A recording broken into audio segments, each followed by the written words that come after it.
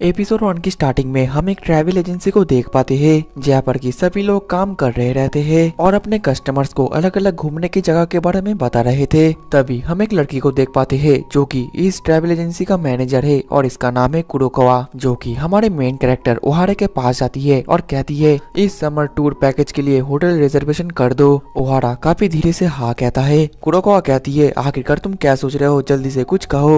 ओहारा डर जाता है और कहता है ठीक है मैम। और फिर उसके जाने के बाद ओहारा अपने मन में कह रहा था मैंने उनको पहली बार ही जवाब दे दिया था, लेकिन वो ढंग से सुन नहीं पाई क्योंकि मैं नहीं जानता कि आखिरकार रिस्पॉन्ड कैसे किया जाता है। शायद से ये मेरी बचपन की आदत है कि मैं ढंग से किसी के साथ कन्वर्सेशन नहीं कर पाता, इसके वजह से मैं अपने लाइफ में भी काफी ज्यादा पीछे चल रहा हूँ। तभी वहाँ पर और एक लड़की आ जाती है और उसको कुछ काम दे देती है और कहती है ये खत्म हो चुका है, अब तुम्हारी बारी। ओहारा उसको थैंक यू कह पाता उससे पहले वहाँ से चली जाती है। फिर वो अपने मन में कहने लगता है मैंने उसको थैंक यू बोलने का चांस फिर से मिस कर दिया। लेकिन तभी वो कुछ रियलाइज कर पाता है और वो देखता है कि उसकी कोवर्कर होंजुजी सैन उसको ही देखे जा रही है, जो देखकर वो थोड़ा सा डर जाता है और हड़बड़ाने लगता है। अब अगले दिन में रात हो जाता है। काम खत्म करने के बाद थक हार कर ओहारा अपने घर पर आता है, अपने बिल्ली को खाना देता है और फिर अपने लिए भी खाना बनाता है। और खाना खाते हुए वो कहता है होंजुजी सैन आज फिर से मेरी तरफ ही देख रही थी, वो मुझसे ज्यादा सालों से वहाँ पर काम कर रही है, लेकिन उसका वो लुक देखकर मैं काफी ज्यादा डर जाता हूँ। कामाकुन अब तो मुझे भी इस ऑफिस में 4 साल हो जाएंगे, लेकिन फिर भी मेरे कोवर्कर्स कब मुझसे गुस्सा करना बंद कर देंगे।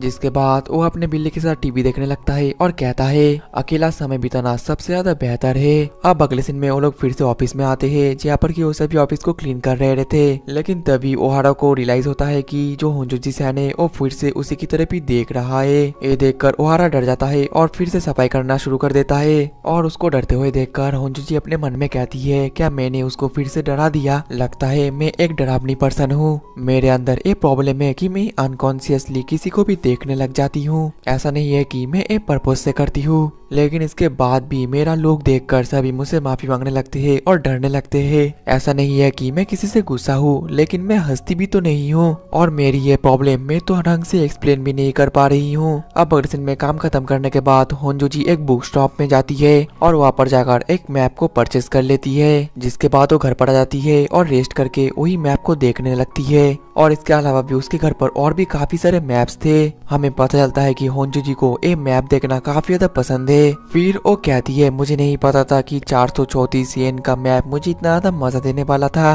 अब नेक्स्ट दिन ऑफिस में सभी एक मीटिंग कर रहे रहते हैं जहाँ पर कुरोकावा सैन कहती है सभी लोग सुनो, अब हमारे हेड ऑफिस से इंस्ट्रक्टर हमें कुछ इम्पोर्टेंट बताने वाले है। फिर वो इंस्ट्रक्टर कहने लगता है सभी लोग सुनो कि हमारे कंपनी के जैसे और भी बहुत सारे कंपनी है और हमारे कॉम्पिटिटर्स को हराने के लिए हमने एक प्लान सोचा है। वही पर ये सब कुछ काफी ज्यादा धीरे बता रहा था, जिस वजह से बाकी लोग तो ढंग से सुन भी नहीं पाते और उन लोगों को नींद भी आ रही थी। तभी कुरोकावा बीच में बोलती है इस बार हम समर को नॉर्थ अमेरिका को टारगेट करेंगे, बेसिकली अलास्का को हम ज्यादा फोकस में लेंगे और उसके आसपास के काफी सारे शहर है जो कि काफी ज्यादा पॉपुलर भी है। इसलिए इस ऑफिस में से किसी वर्कर को अब मैनेजर बना दिया जाएगा जो कि अगले साल ओपन होने वाला एंकोरजे ब्रांच को संभाल सके। ये सुनकर वो सभी वर्कर शॉक्ड हो जाते हैं क्योंकि ये जो एंकोरजे ऑफिस है क्योंकि ये नॉर्थ पोल में लोकेटेड है और वहाँ पर काफी ज्यादा ठंड भी होता है। तभी कुरोकावा बोलती है हम ऐसे किसी को मैनेजर बनाने वाले हैं जो कि अनमैरिड हो, क्योंकि फैमिली से बिछड़ना थोड़ा सा मुश्किल होगा। तो फिर क्या कोई इसमें इंटरेस्टेड है? जो सुनकर तो वो वारा आपस में बात करने लगते हैं कि मेरी तो शादी हो चुकी है, मेरी तो कोई प्रॉब्लम नहीं है। लेकिन तभी वारा हाथ उठाता है और कहता है मैं नहीं जा सकता। उसको देखकर सभी बहुत ज्यादा शॉक थे। वारा तो बहुत ज्यादा घबराते हुए कह रहा था मेरे पास एक बिल्ली है और मैं उसको नहीं छोड़ सकता। जो सुनकर कुरोकावा कहती है एक ऐसा बेकार सा रीजन है। खैर छोड़ो, सभी लोग सुनो 365 डेज के बाद तुम में से कोई अलास्का में जाने वाला है मैनेजर के तौर पर। अब अगले दिन में वो सभी काम में लग जाते हैं और आपस में ऐसे ही बात कर रहे थे कि मुझे तो अलास्का नहीं जाना और मुझे भी नहीं जाना। तभी एक लड़की बोलती है कि कामोई सैन एक बार ताहिती गया था और 10 साल से वो अभी भी वहीं पर स्टक है, उसका कोई रिप्लेसमेंट नहीं है। तभी एक लड़की कहती है मुझे पता है कि हम कैसे अलास्का नहीं जा सकते, हमें बस शादी कर लेना पड़ेगा क्योंकि वो किसी सिंगल को वहाँ पर मैनेजर रखने वाले है। साइड से ओहारा सुनकर अपने मन में कहता है क्या शादी, मेरा तो कोई लड़की दोस्त भी नहीं है, मैं अभी काफी बड़ी प्रॉब्लम में हूँ, बहुत बड़ी प्रॉब्लम में। अब अगले दिन में हम होंजुजी को उसके घर पर देख पाते हैं जो कि मैप के अंदर अलास्का और जापान का डिस्टेंस देख रही थी जो कि काफी ज्यादा था। वहीं पर अपने मन में कह रही थी मैं जापान में ढंग से कम्युनिकेट नहीं कर पाती लोगों से, मैं अलास्का जाकर क्या ही करूंगी। अब अगले दिन ओहारा अपने कैट को लेकर बाहर घूमने के लिए निकल रहा था, लेकिन तभी उसको रास्ते में होंजुजी सैन मिल जाता है। ये देखकर थोड़ा सा घबरा जाता है। वहीं पर अपने मन में कहता है अभी हम ऑफिस में नहीं है, इसलिए मुझे नर्वस होने की कोई जरूरत नहीं है। लेकिन तभी वो हिम्मत करके होंजुजी को रोकता है और कहता है तुम्हारा सभी मदद के लिए शुक्रिया होंजुजी सैन, मैं इस कंपनी को छोड़ने वाला हूँ। होंजुजी तो शॉक्ड हो जाती है। ओहारा कहता है मैंने अभी तक कुरोकावा को नहीं बताया है, मैं सोमवार उसको बता दूंगा। और फिर वो जाने लग जाता है। लेकिन तभी होंजुजी कहती है क्या ये बिल्ली तुम्हारे लिए इतना ज्यादा इम्पोर्टेंट है? ओहारा कहता है जब मुझे ये बिल्ली पहले बार मिला था तो ये काफी ज्यादा बुरी हालत में था और धीरे धीरे अब ये मेरी काफी ज्यादा करीब भी आ रहा है, जिस वजह से मैं उसको और एबंडन नहीं करना चाहता। होंजुजी कहती है क्या इसका देखभाल करने के लिए क्या तुम्हारा कोई फैमिली नहीं है या फिर कोई बीवी? ओहारा घबरा कर कहता है नहीं नहीं, मेरी कोई फैमिली नहीं है, मुझे माफ कर देना क्योंकि मैं इतना ज्यादा अनसोशिएबल हूँ। होंजुजी उसको अचानक से रोकती है और कहती है सुनो, क्या तुम्हें पता है अलास्का में गर्मियों में कितनी डिग्री पड़ती है? 18 डिग्री, जो कि काफी ज्यादा ठंडा होता है। फिर वो बहुत ज्यादा घबरा रही थी और कह रही थी मैं तुम्हें सिर्फ एक आना चाहती हूँ, चलो शादी कर लेते हैं। ये सुनकर ओहारा काफी ज्यादा शॉक्ड हो जाता है, उसको तो बिलीव भी नहीं हो रहा था। और उसको शॉक्ड देखकर तो ओंजुजू भी थोड़ा सा शॉक्ड हो जाती है और अपने मन में कहती है मैंने उसको अचानक से कुछ वाइल्ड चीजें कह दिया। ओहारा फिर पूछता है आखिरकार शादी, इसका मतलब क्या है? ओंजी जो कहती है असली शादी नहीं, हम बस प्रिटेंड करेंगे क्योंकि मैं अलास्का नहीं जाना चाहता और उस ऑफर को मना करने के लिए मेरे पास कोई कारण भी नहीं है। और मेरी तरह ठीक तुम्हारा भी ऐसा ही हाल है। और अगर हमने शादी कर लिया तो फिर हमें अलास्का नहीं जाना पड़ेगा क्योंकि कुरोकावा बस सिंगल लोगों के अंदर ही वहाँ पर किसी को मैनेजर रखेगा। ऐसा सुनकर ओहारा और भी ज्यादा कंफ्यूज हो जाता है और अपने मन में कहता है शादी का नाटक करना पड़ेगा, लेकिन मैं होंजुजी से तो बहुत ज्यादा कम बात करता हूँ। वहीं पर होंजुजी अपने मन में कहती है ये बहुत ज्यादा बढ़ गया है, अब मैं इसे पीछे नहीं हट सकती। ओहारा कहता है क्या तुम्हें लगता है कि ये शादी वाला नाटक काम भी करेगा? होंजुजी कहती है कि हाँ जरूर करेगा, मैं कॉन्फिडेंट हूँ। ऑफिस में हम दोनों काफी ज्यादा चुपचाप रहते हैं, ज्यादा अटेंशन भी ग्रैब नहीं करते, जिस वजह से अगर हमने इस बारे में बता दिया तो कोई भी ज्यादा हलचल नहीं मचेगा। हमारे पास अभी भी 1 साल है, हम ऐसे ही सभी को बोलेंगे कि हमारी शादी कुछ महीने बाद है और ऐसे करते करते 1 साल निकल जाएगा और धीरे धीरे लोग हमारी शादी के बारे में भूल जाएंगे और हम ऐसा भी अब करेंगे कि ऐसा कुछ हुआ ही नहीं था। ये सुनकर ओहारा अपने मन में कहता है ये तो अच्छा आइडिया है, मेरा काम भी यही पर ही होगा और मैं अपनी बिल्ली के साथ भी रह पाऊंगा। ओके होंजुजी सैन, मैं इसके लिए तैयार हूँ। जिसके बाद होंजुजी अपना प्लान उसको बताने लगती है कि कल मैं कुरोकावा को इस बारे में बता दूंगी, तुम मेरे बस साइड में रहना और कुछ भी बात नहीं करना। ओहारा कहता है क्या मेरे लिए कोई भी काम नहीं है? होंजुजी कहती है नहीं, ये मैं संभाल लूंगी और फिर वहाँ से चली जाती है। वहीं पर ओहारा अपने मन में कह रहा था मुझे तो बिल्कुल भी पता नहीं चला कि होंजुजी सैन इतना ज्यादा बोल्ड पर्सन है। अब अगले दिन हम देख पाते हैं कि होंजुजी सैन ने कुरोकावा को इस बारे में बता दिया था। ये सुनकर तो कुरोकावा काफी ज्यादा शॉक्ड हो जाती है, लेकिन इसके अगले पल वो काफी ज्यादा खुश हो जाती है और उन दोनों को हक करके कहती है कॉन्ग्रेचुलेशन। और वो तो कुछ ज्यादा ही खुश हो गई थी और उन दोनों से एक सवाल करी जा रही थी और कह रही थी आज तो मेरा दिन बन गया। लेकिन तभी वहाँ पर एक लड़की आकर उसको काम के लिए बुलाने लग जाती है और कुरोकावा के वहाँ से जाने के बाद उन दोनों को थोड़ा सा रिलीफ मिलता है। अब अगले पल वो दोनों फिर से काम करने लग जाते हैं, लेकिन जैसे उन दोनों की नजर एक दूसरे पर पड़ती है तो वो दोनों ही ब्लश करना शुरू कर देते हैं। तभी वहाँ पर कुरोकावा आ जाती है और ओहारा को कुछ काम दे देती है, बोलती है कि तुम होंजुजी का भी मदद ले सकते हो।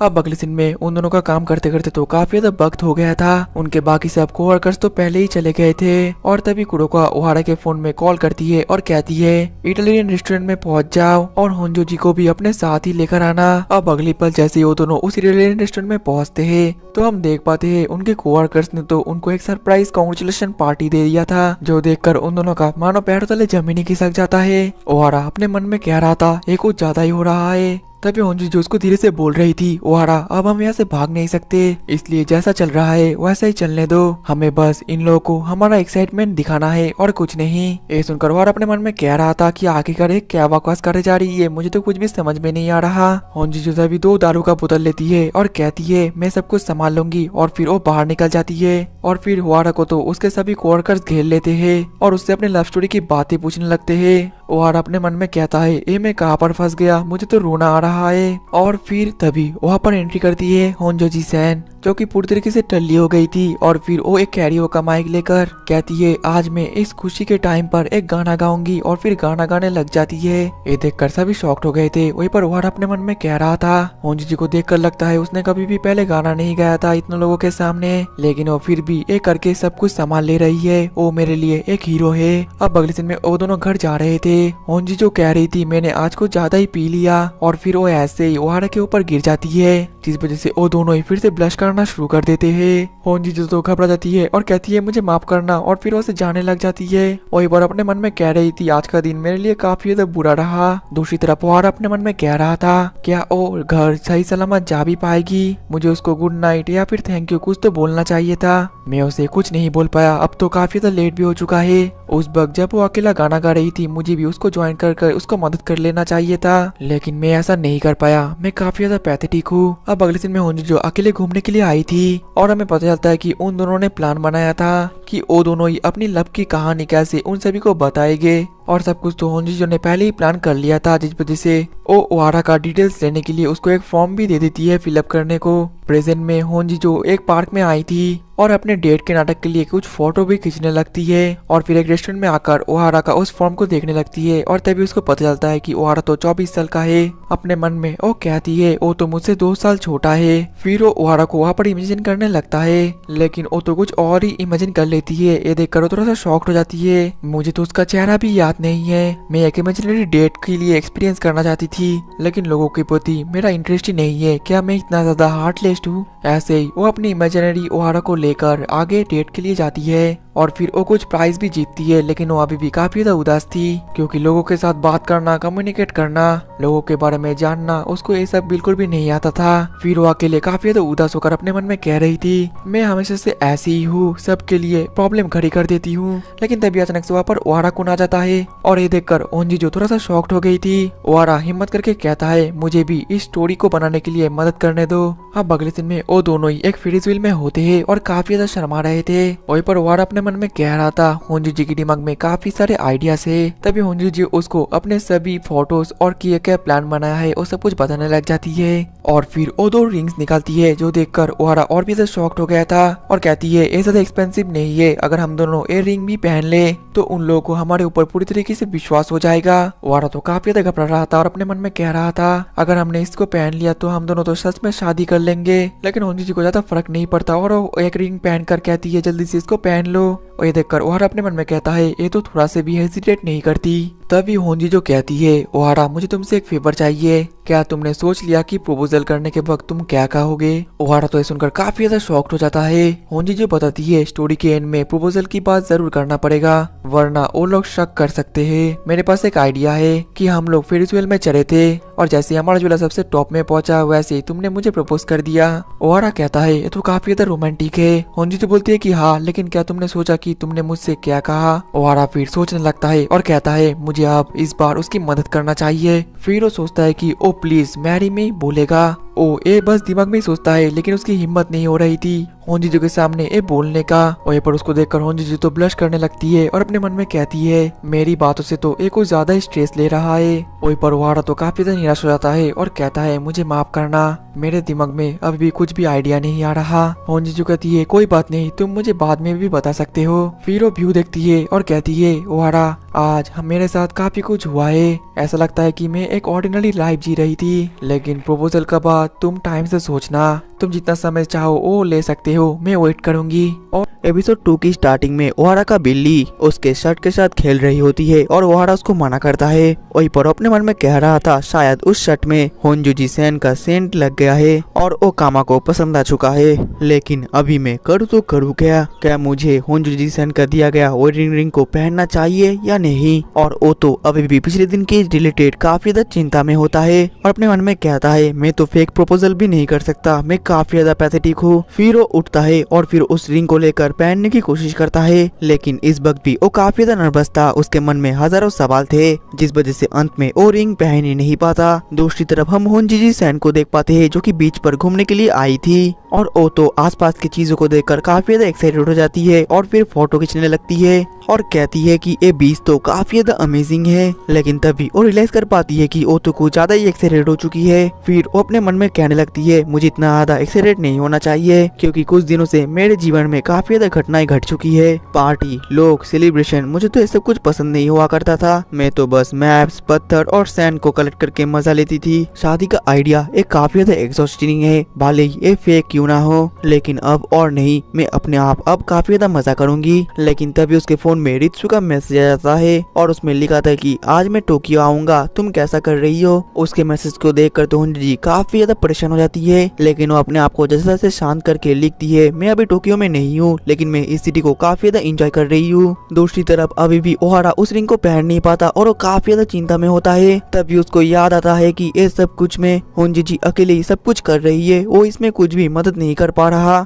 मैं अब बड़ा हो चुका हूँ, मुझे अब एडल्ट की तरह बिहेव करना चाहिए। फिर वो हिम्मत करके उस रिंग को पहन लेता है, जिसके बाद वो काफी ज्यादा हैरान था। उसको तो बिलीव भी नहीं होता कि उसने खुद ही उस रिंग को पहन लिया है। वही पर अपने मन में कहता है इस रिंग को पहनने के बाद तो मेरे सारे डाउट्स क्लियर हो चुके हैं और मुझे अब ऐसा लग रहा है कि मैं फ्रीली जो कुछ भी चाहे वो कर सकता हूँ। फिर वो जोश में आकर कहता है मैं हुंजी के इस प्लान में मदद करने के लिए अपना पूरा कोशिश करूंगा, मैं एक अच्छा हस्बैंड बनने का जरूर अच्छा नाटक करूंगा। अचानक से तभी ओहारा के फोन में किसी का कॉल आता है। ओहारा जैसे ही उस कॉल को पिकअप करता है तभी उस कॉल के दूसरी तरफ से कोई अनजान पर्सन का आवाज आता है और वो कहता है मुझे पता है कि तुम्हारा जो शादी का नाटक है ये बिल्कुल ही फेक है, मुझे इसके बारे में सब कुछ पता है, मैं तुम दोनों को अलास्का भेज कर रहूंगा। ये सुनने के बाद तो ओहारा के मानो पैर तले जमीन खिसक जाता है। उसको तो पता ही नहीं होता कि ये कॉल आया कहाँ से है और ये किसका कॉल है। अब अगले दिन ओहारा ये सब कुछ घटना के बारे में हुंजी को बता देता है। हुंजी भी ये सुनकर हैरान हो जाती है और कहती है कि क्या एक थ्रेट कॉल, लेकिन आखिरकार ये किसने किया है। ओहारा कहता है मुझे समझ में नहीं आया, उसका वॉइस इरिटेट था, वो लड़का है या लड़की ये भी नहीं पता चला।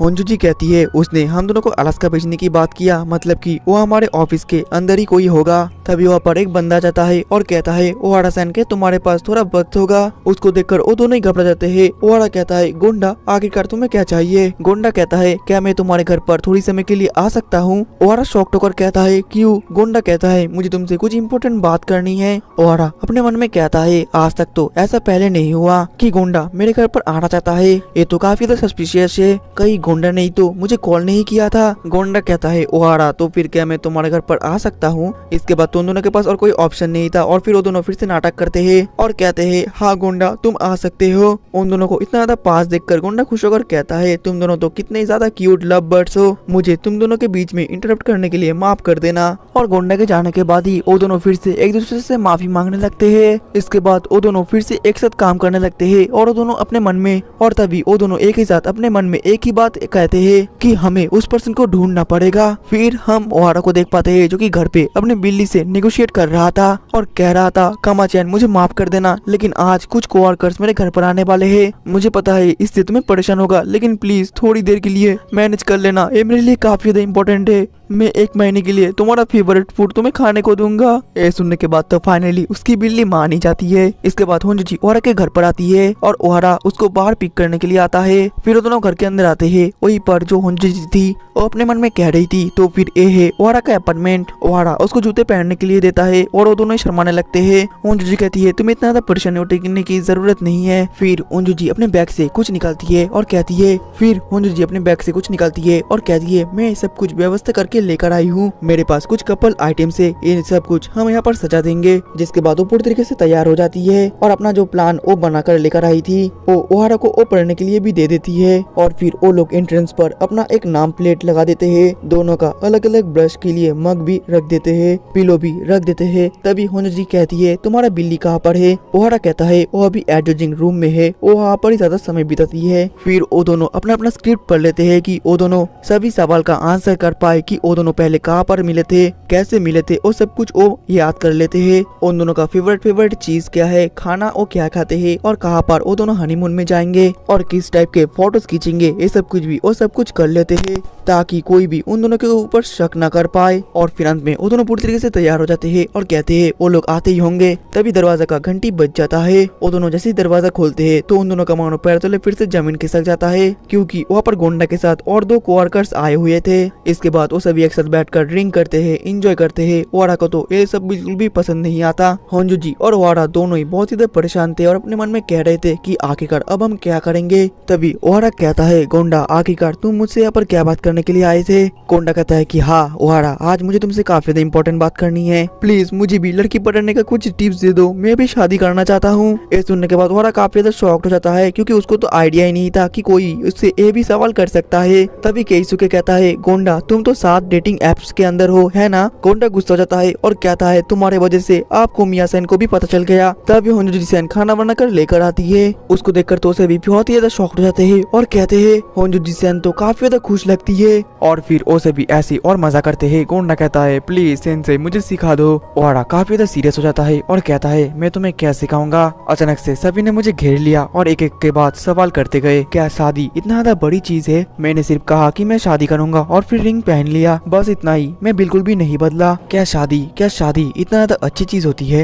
ये सुनकर वो तीनों खुश होकर कहते हैं कि हाँ शादी बहुत ही ज्यादा बढ़िया चीज है। लेकिन सच बात तो ये है कि ओहारा क्या कहना चाहता था उन तीनों को बिल्कुल भी समझ में नहीं आया। पार्टी खत्म करने के बाद वो दोनों जाने लगते हैं, लेकिन जाने से पहले गोंडा कहता है, ओहारा एक बात है जो कि मैं तुम्हारे साथ ही करना चाहता हूँ, तुम किसी को मत बताना। असल में मैं कोमिया-चान को पसंद करता हूँ, मैं उसे शादी करना चाहता हूँ। और फिर उसे भी वहाँ से चले जाते हैं। लेकिन ओहारा तो उसकी बात सुनकर काफी ज्यादा हैरान था और कहता है कि आखिरकार मैं उसको क्या एडवाइस ही दूं। लेकिन आखिरकार वो कॉल किसने किया था। जिसके बाद ओहारा कमरे के अंदर आता है और होंजो जी उसको वेलकम बैक करती है। ये सुनकर ओहारा थोड़ा सा शॉक्ड हो जाता है और वो दोनों एक ही साथ कहते हैं कि मैं और कभी भी ऐसा नहीं करूंगी। आज का दिन काफी ज्यादा एग्जॉस्टिंग था। और फिर होंजो जी उसको कहने लगती है, ओहारा मैं भी बिल्कुल तुम्हारी तरह सोचती हूँ, हम दोनों शादी करेंगे, लेकिन सब लोग हमारे से भी ज्यादा सेलिब्रेट कर रहे हैं। ओहारा कहता है, शायद शादी के बाद सुनकर हम दोनों ज्यादा ही कुछ लाइट में आ रहे हैं, ज्यादा ही कुछ ग्लो कर रहे हैं। होंजो जी कहती है, लेकिन जो लोग शादी करते हैं वो भी तो इस ग्लो को देख पाते हैं, लेकिन मैं इसको नहीं देख पा रही हूँ। और उसको कहता है, तुम शादी के बिना भी ग्लो करती हो। मेरे पास कामा-चैन है, जब मैं काम खत्म करने के बाद घर आता हूँ तो मैं उसके साथ खाना खाता हूँ और टीवी देखता हूँ, और तब मुझे लगता है कि मैं ग्लो कर रहा हूँ, क्योंकि तब मैं खुश होता हूँ और मेरे लिए ये इनफ है। मुझे पता है होंजो जी तुम्हारे पास भी कुछ ऐसा होगा जिसके साथ तुम खुश होती हो। होंजो जी कहती है, जब मैं काम खत्म करने के बाद घर आती हूँ तब मैं मैप देखती हूँ। और अब पूछता है, क्या तुम्हें मैप देखना पसंद है। होंजो जी एक्साइटेड होकर कहती है, हाँ मुझे काफी ज्यादा पसंद है, वो काफी ज्यादा इंटरेस्टिंग होते हैं। ओहारा कहता है, उसी वक्त तुम ग्लो करती हो। होंजो जी शर्मा जाती है और ब्लश करने लगती है और कहती है, मैं ग्लो नहीं करती। उसको ब्लश करते हुए देखकर ओहारा भी ब्लश करने लगता है और वो दोनों काफी ज्यादा शर्मा जाते हैं। अब अगले सीन में जो होंजो जी है और घर के लिए निकल जाती है और अपने मन में कहती है, मैं आज कुछ ज्यादा एग्जॉस्ट हो चुकी हूँ।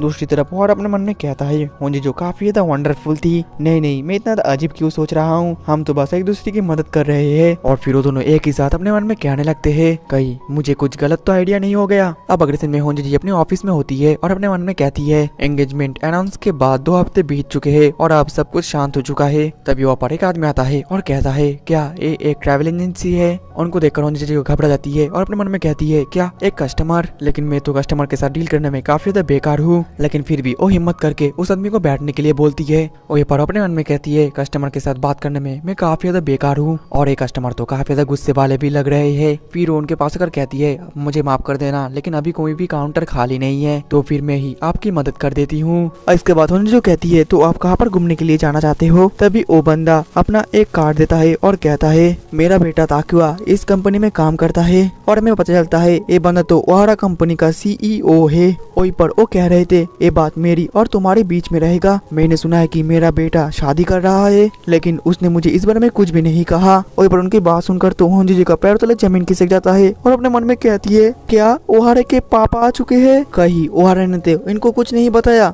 नहीं वो नहीं बता सकता, तो आखिरकार किसने बताया। अब तो मैं इस फैमिली फंक्शन में भी फंस जाऊंगी लगता है। फिर ओहारा के पापा कहते हैं, क्या तुम्हें कुछ पता है। होंजो जी अपने मन में कहती है, मैं काफी ज्यादा डरी हुई हूँ, मुझे इसे नहीं बोलना चाहिए। और होंजो जी को कुछ बात ना करते हुए देखकर ओहारा के पापा कहते हैं, मुझे माफ कर देना, मैं अभी चलती हूँ, मेरे बेटे को पता मत चलने देना कि मैं यहाँ पर आया था। ए लो मेरी तरफ से तुम्हारे लिए मेरा कंपनी का एक प्रोडक्ट। और फिर वहाँ से चले जाते हैं। उनके जाने के बाद होंजो जी ओहारा के पास आती है, लेकिन जो ओहारा था वो तो वहीं पर नहीं था। मुझे ओहारा को इन सब चीजों के बारे में बताना पड़ेगा, मुझे माफ कर देना ओहारा के पापा, मुझे अब इस गिफ्ट को यहाँ पर ही छोड़ना पड़ेगा और फिर उसके पास जाना पड़ेगा। जिसके बाद वो पास लेकर ओहारा के पापा के पास चली जाती है और अपने मन में कहती है, मुझे उनको बताना पड़ेगा कि ये सब कुछ फेक था। और जैसे ही बाहर निकलती है तो ओहारा के पापा अभी भी वहाँ पर खड़े हुए थे। वो उनके पास जाने ही वाली थी, लेकिन तभी ओहारा के पापा काफी ज्यादा गुस्सा होकर कह रहे थे, मेरा बेटा मेरे फैमिली का जो सम्मान है वो सब कुछ मिट्टी में मिला दे सकता है। उनके गुस्से को देखकर होंजीजू डर जाती है और कहती है एक्सक्यूज मी, ओहारा अभी ऑफिस में नहीं है, मैं उसको कॉल कर देती हूँ। उसके पापा कहते हैं तुम्हें इतना ज्यादा प्रॉब्लम खड़ी करने की कोई जरूरत नहीं है। होंजीजू कहती है कोई बात नहीं, आप मेरे साथ आइए, और फिर ओहारा को मैसेज भी कर देती है। अब अगले पल वो दोनों एक कैफे में जाकर बैठते हैं। होंजीजू काफी रेडी हुई थी और अपने मन में कह रही थी मुझे सब कुछ सच बताना पड़ेगा। फिर वो कहती है आपने थोड़ी देर पहले कहे थे कि ओहारा आपके फैमिली के सम्मान को मिट्टी में मिला दे सकता है, आखिरकार इसका मतलब क्या है? उसके पापा तो काफी ज्यादा गुस्सा हो जाते हैं और कहते हैं मैरिज एक इम्पोर्टेंट रस्म है, ओहारा इतना ज्यादा कैजुअल कैसे हो सकता है? इस शादी होने से पहले हमें बहुत ज्यादा लंबा प्रिपरेशन होने का समय भी चाहिए, पहले हम डॉल को प्रिपेयर करेंगे। होंजीजू कंफ्यूज होकर पूछती है क्या डॉल मतलब क्या है? उसके फादर कहते हैं ताकासागु डॉल्स, जो कि गिफ्ट एक्सचेंज के वक्त वो वहीं पर ही रहेंगे, ये काफी ज्यादा इम्पोर्टेंट है और मुझे अपने ग्रुप को भी बुलाना पड़ेगा। होंजीजू कंफ्यूज हो जाती है और के फादर कहते हैं वहाँ के लोकल ग्रुप को सबसे पहले तो हमें सभी रिलेटिव्स, नेबर्स और कोवर्कर को इनवाइट करना पड़ेगा, कम से कम 200 लोग तो आएंगे इस शादी में। होंजीजू तो और भी ज्यादा शॉक हो जाती है और कहती है क्या 200 लोग? वहीं पर उसके फादर कह जा रहे थे उसके बाद हमें हॉट स्प्रिंग रिजॉर्ट भी रिजर्व करना पड़ेगा क्योंकि ये festival all day all night होने वाला है। उसके बाद उसी बो का हैया डांस भी होगा और फिर लोकल फायर फाइटर्स भी आएंगे डांस करने के लिए और अंत में हम ब्राइड को सभी मिलकर उछालेंगे। इतना सब कुछ सुनने के बाद होंजीजू का पैर तले जमीन खिसक जाता है और वो कहती है क्या इतना बड़ा इवेंट? ओहारा के फादर कहता है ये है एक ASO स्टाइल वेडिंग, ताकुया मेरा बड़ा बेटा है, अगर उसका शादी अच्छे तरीके से नहीं हुआ तो मेरा फैमिली का जो परंपरा है वो पूरी तरीके से मिट्टी में मिल सकता है। दूसरी तरफ ओहारा को मैसेज मिल जाता है और पता चल जाता है कि उसके पापा यहाँ पर आए हुए हैं और वो भी शॉक्ड हो जाता है और अपने मन में कहता है अब हमें इस फैमिली प्रॉब्लम को भी संभालना पड़ेगा। उसे पता चल जाता है कि होंजीजी और उसके फादर एक साथ है और फिर वो वहाँ पर जाने लग जाता है। एपिसोड 3 की शुरुआत वही से होता है जहाँ पर कि हमारा एपिसोड 2 खत्म हुआ था। होंजूजी सेन और ओहारा के पापा अभी भी एक साथ बात कर रहे थे, लेकिन अचानक से तभी वहाँ पर ओहारा आ जाता है। उसके पापा कहते हैं ताकुया तुम्हें देखकर अच्छा लगा। होंजूजी कहती है ताकुया मुझे तुमसे कुछ बात करनी है और फिर वो दोनों बाहर चले जाते हैं। होंजीजू बता रही थी कि तुम्हारे पापा को शायद पता चल गया है तुम्हारे शादी के बारे में, लेकिन उनको ये नहीं पता कि तुमसे मैं शादी करने वाली हूँ। ओहारा कहता है मैं उनको बता दूंगा कि ये सभी झूठ है और फिर उनको फिर से गाँव भेज दूंगा, मुझे माफ करना कि तुम्हें इतना ज्यादा परेशानी हुई। ओहारा फिर अपने पापा से बात करने वाला था, लेकिन तभी वहाँ पर होंजूजी सेन आ जाती है। उसको देखकर ओहारा थोड़ा सा शॉक्ड हो जाता है। वहीं पर होंजूजी अपने मन में कह रही थी ये सभी मेरी गलती है, मैं ओहारा को यहाँ पर अकेला नहीं छोड़ सकती। तभी ओहारा के पापा होंजूजी से कहने लगता है मुझे माफ करना कि मेरे वजह से तुमने कितना ज्यादा बेकार सी चीजें सुनी। होंजूजी कहती है नहीं नहीं आपका वेडिंग स्टाइल मुझे पसंद आया, मैं बेकार नहीं है। उसके पापा कहते हैं सच बात तो ये है कि मैंने तुम्हें सब कुछ झूठ कहा था, असल में जो भी परंपरा हुआ करते थे वो सब पहले होते थे, लेकिन अभी काफी ज्यादा सिंपल हो चुका है क्योंकि हमारे गाँव में इतना ज्यादा अब लोग नहीं रहे, सभी धीरे धीरे करके शहर में रह रहे हैं। होंजूजी कहती है मुझे नहीं लगता कि ऐसो गाँव कोई बेकार सी जगह है, वो काफी ज्यादा खूबसूरत है। और एक पापा शॉक्ड होकर कहता है लगता है तुम्हें उस बारे में काफी कुछ पता है। होंजूजी कहती है असल में मैंने सब कुछ मैप में देखा था और फिर वो ओहारा के पापा को उस मैप को दिखाने लग जाती है। उसके पापा कहते हैं ये राउट तो काफी ज्यादा खूबसूरत था, पहले मैं अपने बच्चों को वहाँ पर लेकर जाता था, वो लोग वहाँ पर ट्रेन देखते थे और फिर फ्रॉग्स के साथ खेलते थे और ताकुया को तो फ्रॉग्स पकड़ना काफी ज्यादा पसंद भी था, वो सच में बहुत ज्यादा बड़ा फ्रॉग पकड़ता था। ये सुनकर होंजूजी अपने मन में कहती है मैंने ताकुया का ये साइड के बारे में तो पहली बार सुन रही हूँ। ओहारा के फादर कह रहे थे मुझे उस दिन के बारे में सब कुछ अच्छी तरीके से याद नहीं है, लेकिन अब हमारा कंट्री अब पहले की तरह नहीं रहा। एएसओ में वहाँ पर ही जन्म हुआ था और मैं उसको प्रोटेक्ट करना चाहता हूँ। दूसरी तरफ तो ओहारा को अपने पापा के बातों पर इतना ज्यादा फर्क नहीं पड़ रहा था, वो अपने मन में कहता है अब इसमें मैं क्या कर सकता हूँ। तभी ओहारा के पापा कहते हैं हे ताकुया मैंने सुना था कि तुम शादी कर रहे हो और उस लड़की का नाम भी मुझे पता है, शायद उसका नाम होंजूजी। वहीं पर उसके पापा के बात को सुनकर तो दोनों ही काफी ज्यादा हैरान हो जाते हैं। उसके पापा फियांसे के नाम पूरा ले पाते उससे पहले ताकुया उनको रोक लेता है और कहता है इस वीकेंड में घर पर वापस जाऊंगा और मेरे शादी के रिलेटेड आपके साथ काफी लंबे बातें करूंगा। जिसके बाद ओहारा के पापा वहाँ से चले जाते हैं। होंजूजी पूछती है ओहारा क्या तुम सच में अपने घर में जाओगे? ओहारा कहता है हाँ मुझे जाना पड़ेगा, मुझे इस शादी के साथ साथ और भी कुछ डिस्कस करना है। होंजूजी अपने मन में कहती है शायद से ओहारा का प्रॉब्लम काफी ज्यादा बड़ा है, मुझे इसमें इंटरप्ट नहीं करना चाहिए, जबकि इसमें होम टाउन और फैमिली की बात आती है। अब अगले दिन में ऑफिस के अंदर कुरोकावा ओहारा को कह रही थी मैं चाहती हूँ कि तुम किसी को गाइड करो। ओहारा शॉक्ड होकर कहता है क्या मैं और गाइड? कुरोकावा कहती है लिग्डबर्ग की प्रिंसेस अभी करंटली जापान में घूम रही है और वो आज टोक्यो घूमना चाहती है क्योंकि आज उनका आखिरी दिन है और उन्होंने हमारे कंपनी को चूज करा है। ओहारा पूछता है लेकिन आखिरकार मैं ही क्यों? कुरोकावा कहती है क्योंकि वो प्रिंसेस हमेशा लड़कों को अपने पास रखती है, इस वजह से इस बार भी वो एक लड़का गाइड चाहती है। ओहारा कहता है लेकिन प्रिंसेस तो शादीशुदा है। कुरोकावा बताने लगती है शायद उसका कुछ अलग सा रीजन हो सकता है और मैं बाकी लड़कों को तो नहीं कह सकती क्योंकि मैं उनको एक प्रॉपर गाइड देना चाहती हूँ और मुझे तुम ही सही लगते हो। कल तुम आफ्टरनून में उस जगह पर पहुँच जाना। और फिर वो चली जाती है और ओहारा को तो काफी ज्यादा परेशानी हो जाती है। दूसरी तरफ ऑफिस के अंदर तो एक खबर सुनने के बाद थोड़ा सा हलचल मच जाता है। वहीं पर जो ओहारा था वो तो लीक्ड बार की प्रिंसेस के रिलेटेड कुछ रिसर्च करने लगता है और वो करते हुए वो परेशान हो जाता है और कहता है प्रिंसेस शायद थोड़ी सी पार्टी टाइप है, ये शादीशुदा है, इनको लड़के पसंद है, ऊपर से मुझे अपने घर पर जाना होगा, मुझे अपने फैमिली को जवाब देना पड़ेगा, मैं कामा का क्या होगा, ये सब कुछ सोच सोच कर वो काफी ज्यादा परेशान हो जाता है। वहीं पर होंजिजो उसको परेशान देखकर अपने मन में कहती है मुझे शायद उसकी मदद करना चाहिए, लेकिन तभी वो अचानक से रियलाइज करती है और कहती है वो तो बस अपना काम कर रहा है, मैं क्या सोच रही हूँ, मुझे उसकी मदद नहीं करना चाहिए। और फिर वो ब्लश करते हुए वापस चली जाती है। अब अगले दिन में ओहारा उस जगह पर पहुंच जाता है। अचानक से तभी ऊपर प्रिंसेस आ जाती है और कहती है तो फिर क्या तुम मेरे गाइड हो? ओहारा तो शॉक हो जाता है और कहता है कि हाँ। वो प्रिंसेस कहती है मेरा नाम है क्लॉडिया। और फिर वो जापानीज में और भी ज्यादा बात करने की कोशिश करती है लेकिन उसको जापानीज अच्छी तरीके से नहीं आती, जो देखकर ओहारा कहता है आपको इतना तकलीफ करने की कोई जरूरत नहीं है, आप इंग्लिश में बात कर सकते हो। क्लॉडिया कहती है तुम्हारा शुक्रिया, मुझे जापानीज में बात करने में दिक्कत हो रही थी। और फिर वो दोनों ऐसे इंग्लिश में बात करने लगते हैं और फिर क्लॉडिया आगे बढ़ने लगती है। ओहारा कहता है प्रिंसेस के आपके और लोग नहीं आएंगे? क्लॉडिया थोड़ा सा निराश होकर कहती है क्या उनको भी यहाँ पर जरूरत होगा? मैं आप कोई प्रिंसेस नहीं हूँ, एक सिंपली लड़की क्लॉडिया हूँ। ओहारा घबरा कर कहता है मुझे माफ कर देना। वहीं पर अपने मन में कहता है मुझे शांत होना पड़ेगा, फोकस होना पड़ेगा, ये मेरा डिपार्टमेंट का रेपुटेशन का सवाल है। फिर वो पूछता है कि प्रिंसेस क्या आपका आज कोई विश है? क्लॉडिया कहती है हाँ, आज मैं किसी ऐसी जगह में घूमना जाना चाहती हूँ जो कि मैंने पहले नहीं देखा हो। ये सुनकर तो ओहारा निराश हो जाता है और अपने मन में कहता है लगता है इनका कोई प्लान नहीं है। अब अगले सीन में हम देख पाते हैं कि ओहारा क्लॉडिया को एक श्राइन में लेकर आता है और उस श्राइन को देखकर तो क्लॉडिया काफी ज्यादा खुश हो जाती है और चारों तरफ बस फोटो खींचने लगती है। ये देखकर ओहारा को थोड़ा सा राहत मिलती है और अपने मन में कहता है अच्छा हुआ ये इनको पसंद, क्योंकि मुझे पता था कि इनको कैट्स पसंद है, ये सोशल मीडिया में काफी ज्यादा फेमस भी है। तभी कुरोकावा ओहारा को काफी गुस्से में आकर कॉल करती है और कहती है तुम कहाँ पर हो, प्रिंसेस कहाँ पर है? ओहारा कहता है प्रिंसेस अभी मेरे साथ है और मैं उनको अच्छी तरीके से गाइड कर रहा हूँ। और फिर वो कॉल कट कर देते हैं। कुरोकावा अपने मन में कहती है क्या वो दोनों ठीक होंगे, क्या ओहारा अपना काम अच्छे तरीके से कर भी पाएगा? इसके बाद ओहारा और क्लॉडिया काफी सारा जगह घूमते हैं और काफी सारे एक्टिविटीज भी करते हैं। क्लॉडिया तो ये सब कुछ करके काफी ज्यादा खुश थी और फिर वो ओहारा को कहती है इस बार तुम मुझे किसी अनएक्सपेक्टेड जगह पर लेकर चलो। ओहारा कहता है कि आपको ऊंची जगह पसंद है? क्लॉडिया थोड़ा सा उदास हो जाती है और कहती है क्या तुम अब मुझे टोक्यो टावर में लेकर जाओगे? ओहारा कहता है नहीं, एक ऐसी जगह जो कि काफी ज्यादा अच्छा है। अब अगले सीन में हम देख पाते हैं कि ओहारा तो क्लॉडिया को लेकर स्कूल के रूफटॉप में आ जाता है। ये देखकर क्लॉडिया को काफी ज्यादा अच्छा लगता है और वो कहती है ये तो काफी ज्यादा अच्छी जगह है। ओहारा कहता है आपने ये जगह किसी न किसी एनिमे में तो जरूर देखा होगा। क्लॉडिया तो खुश हो जाती है और कहती है हाँ, सेलर विच। क्लॉडिया को खुश देखकर ओहारा अपने मन में कहता है मुझे पता था कि प्रिंसेस को ये जगह पसंद आने वाला है, क्योंकि ज्यादातर फॉरेनर जापान के एनिमे देखकर बड़े होते हैं, इसलिए उन लोगों को जापान का स्कूल रूफटॉप पसंद तो आएगा ही। जिसके बाद वो प्रिंसेस को एक स्कूल यूनिफॉर्म भी पहना देता है। क्लॉडिया तो ये पाकर और भी ज्यादा खुश हो जाती है। दूसरी तरफ ऑफिस के अंदर तो सभी ओहारा को लेकर चिंता कर रहे थे, आपस में बात कर रहे थे कि ओहारा क्या ये काम कर भी पाएगा।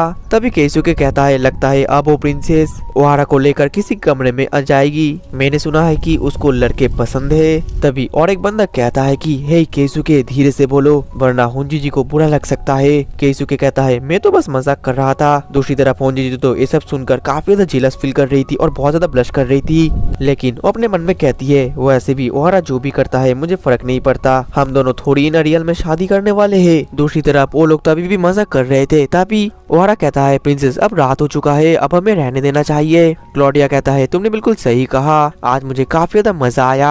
ओहारा अपने मन में कहता है अच्छा हुआ कि इनको मजा आया, लेकिन आज मैं काफी ज्यादा थक गया हूँ। तभी क्लॉडिया कहती है ताकुया मैं और एक जगह पर जाना चाहती हूँ। फिर वो ओहारा को पकड़ लेती है और उसके काफी ज्यादा क्लोज कर कहती है तुम मुझे तुम्हारे कमरे में लेकर चलो। ये सुनकर तो ओहारा काफी ज्यादा हैरान हो जाता है। अब अगले सीन में हम होंजिजी को देख पाते हैं जो कि ओहारा के अपार्टमेंट के सामने आ जाती है और अपने मन में कहती है पता नहीं मैं यहाँ पर कैसे आ गई। ओ हाँ, मैं तो ओहारा को ये देने वाली थी। और फिर वो उसको बॉक्स में रखने की कोशिश करती है लेकिन बॉक्स में और जगह नहीं रहता, जिस वजह से वो ओहारा के कमरे के सामने चली जाती जाती है और कहती है मैं यहाँ पर ये रख देती हूँ। लेकिन तभी वो रियलाइज कर पाती है कि ओहारा तो कमरे के अंदर ही है और कमरे के अंदर प्रिंसेस भी है। ये देखकर वो कमरे के अंदर झांकने लगती है, लेकिन तभी वो रियलाइज कर पाती है कि वो क्या कर रही है। फिर वो चली जाती है, लेकिन वो अपने आप को रोक नहीं पाती और फिर उन दोनों को फिर से खिड़की से झांकने लगती है। और उन दोनों को एक ही कमरे के अंदर देखकर और क्लोडिया को एक स्कूल यूनिफॉर्म देखकर वो तो गलतफहमी कर लेती है और अपने ऑफिस के अंदर अपने कलीग्स की बातों को याद करने लगती है कि उन लोगों ने क्या कहा था। वही पर वो अपने मन में कहती है नहीं नहीं ऐसा नहीं हो सकता, मैं गलत सोच रही हूँ। तभी जो क्लोडिया है वो होंजीजी को देख लेती है और कहती है बाहर कोई है।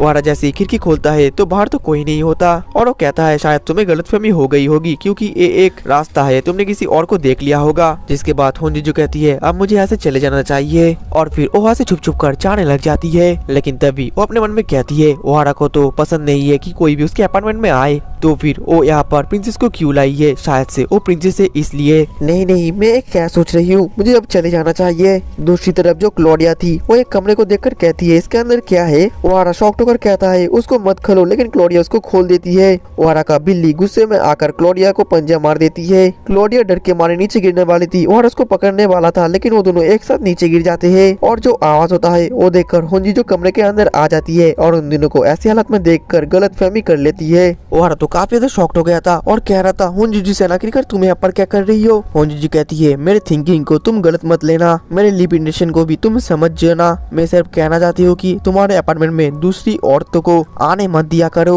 ओहारा तो शॉक्ड हो गया था और कह रहा था ठीक है। तभी क्लोडिया कहती है हे तुम तो रिका सैन हो, तुमसे मिलकर अच्छा लगा। अब अगले ही पल हमें पता चलता है कि प्रिंसेस भी रिका सैन से मिलना चाहती थी, लेकिन जो होंजी जी थी उसको तो सब गलतफहमी हो गई। इस वजह से वो काफी ज्यादा एम्बैरेस फील करने लगती है और अपने मन में कहती है मैंने एक क्या क्या सोच लिया था। वहीं पर हम पास्ट के सीन को देख पाते हैं जहाँ पर क्लोडिया ने जब ओहारा से पूछा था कि वो उसके घर आ सकता है कि नहीं, तब ओहारा ने उसको सीधा बता दिया था कि मैं तुम्हें नहीं ला सकता क्योंकि मेरा एक फियांसे है। प्रेजेंट में क्लोडिया कहती है तुम दोनों काफी ज्यादा अच्छे कपल हो। वो दोनों शर्मा जाते हैं और कहते हैं ऐसे मत कहो। क्लोडिया फिर बोलती है तो फिर ये है एक अपार्टमेंट जिसमें कि एक नॉर्मल जापानीज कपल रहते हैं। असल में मैं सोच रही थी कि मैं रॉयल लिंडबर्ग फैमिली को छोड़ दूं। ये सुनकर तो ओहारा और होंजी दोनों ही काफी ज्यादा शॉक्ड हो जाती है। वहीं पर क्लोडिया बताने लगती है असल में मेरा एक लवर है, पहले हम दोनों एक साथ काफी ज्यादा समय बिताया करते थे। और फिर क्लोडिया अपने लवर को भी दिखा देती है जो कि और कोई नहीं बल्कि एक लड़की थी और वो दोनों ही एक दूसरे को काफी अच्छी तरीके से प्यार करते थे, लेकिन अपने प्रिंसेस के पोजीशन की वजह से उसको जबरदस्ती शादी करना पड़ा। लेकिन कुछ साल बीतने के बाद वो अपने लवर को नहीं भूल पाई और उसके शादी करने से या ना करने से उसके कंट्री के लोगों को भी उतना ज्यादा फर्क नहीं पड़ा था। और क्लोडिया ये भी कहती है इस वजह से मैं सोच रही हूँ कि मैं अपने लवर के पास वापस जाऊंगी और एक नॉर्मल कपल की तरह समय बिताऊंगी, बिल्कुल तुम लोगों की तरह। और मारी को बुरा ना लगे इस वजह से मैं हमेशा हमारे पास लड़के रखती थी, लेकिन लोग इस वजह से मुझे काफी ज्यादा बुरा भला कहते थे। ये सुनकर ओहारा अपने मन में कहता है तो ये थी असली बात। और फिर क्लोडिया उन दोनों को इतना सब कुछ करने के लिए थैंक यू कहती है और वहाँ से चली जाती है। क्लोडिया के जाने के बाद तो जो होंजी थी ओहारा से माफी मांगती है। ओहारा कहता है तुम्हें माफी मांगने की कोई जरूरत नहीं है, लेकिन तुम क्या यहाँ पर किसी वजह से आए थे। तभी होंजी उसको एक गिफ्ट दे देती है। ओहारा जैसे उस गिफ्ट को खोलता है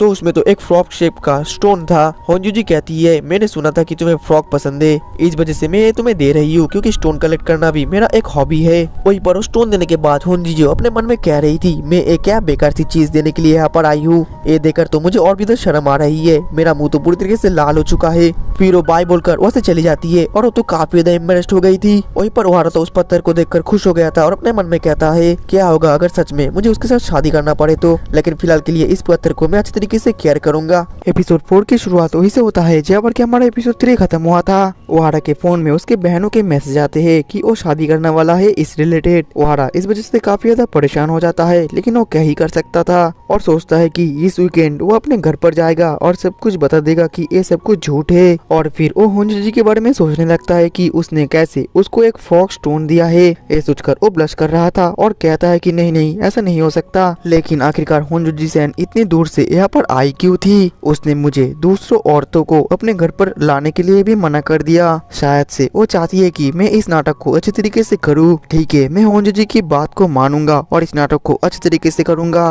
क्योंकि इसमें हम दोनों का ही फायदा है। दूसरी तरफ होंजी भी अभी भी ओहारा के बारे में सोचे जा रही थी। अब अगले दिन में सभी ऑफिस में आ जाते हैं, लेकिन जो होंजी सेन थी वो पिछले दिन के सभी कामों के लिए काफी एम्बेरस फील कर रही थी। इस वजह से वो अपने आंखों को ओहारा के आंखों से मिला भी नहीं पा रही थी और फिर वो अपने मन में ये भी बोलने लगती है, इस वीकेंड तो ओहारा अपने घर पर जाएगा, मैं उसके इस बारे में बात करना चाहती हूँ, लेकिन मैं इतना ज्यादा एम्बेरस्ड हूँ कि मैं उससे बात भी नहीं कर पा रही हूँ। तभी अचानक से गोंडा ओहारा को कहने लगता है कि हे ओहारा, मैंने सुना है कि तुम इस वीकेंड अपने घर पर जाओगे। ये सुनकर आसपास के जितने भी कलीग्स थे वो भी इस बारे में बात करने लगते हैं और कहने लगते हैं, क्या तुम होंजू जी को अपने पेरेंट्स से मिलवाने के लिए जाओगे? क्या ये किसी प्रकार का रिचुअल है जो कि तुम दोनों एक साथ करोगे? मतलब कि होंजू जी सैन भी इस वीकेंड तुम्हारे साथ जाएगी? और फिर सभी इसी बारे में बात करने लग जाते हैं। वहीं पर होंजू जी अपने मन में कहती है, आखिरकार ये बात गोंडा को कैसे पता चला? मैंने तो किसी को नहीं बताया, तो फिर किसने बताया? लेकिन मैं अभी इन लोगों को कैसे रोकूं? मैं ये नहीं सुनना चाहती, मैं काफी ज्यादा स्ट्रेस्ड हूँ। तभी ओहारा उठता है और कहता है, मैं बस इस वीकेंड अपने घर पर ऐसे ही काम करने के लिए जा रहा हूँ, तुम लोग जैसा सोच रहे हो वैसा नहीं है, इसलिए जल्दी से जल्दी अपने अपने काम पर चले जाओ। जिसके बाद वो कहता है, होंजू जी सैन, मैं इस वीकेंड अकेले ही चला जाऊंगा, तुम चिंता मत करो, मैं सब कुछ संभाल लूंगा। अचानक से तभी होंजू जी के फोन में किसी का कॉल आता है और ये तो उसी बंदे ने कॉल किया था और वो होंजू जी को थ्रेट देता है, कहता है कि इस वीकेंड ओहारा अपने घर पर जाएगा, तुम दोनों शादी करने वाले हो, मतलब कि होंजू जी तुम भी जाओगी, मैं तुम दोनों को देख रहा हूँ। और फिर वो कॉल को कट कर देता है। अब अगले सीन में हम देख पाते हैं कि ओहारा अपने बिल्ली कामाचैन को एक पेट केयर सेंटर पे रख देता है और तभी ओहारा अपने मन में कह रहा था, आखिरकार वो कॉल किसने किया था होंजू जी को?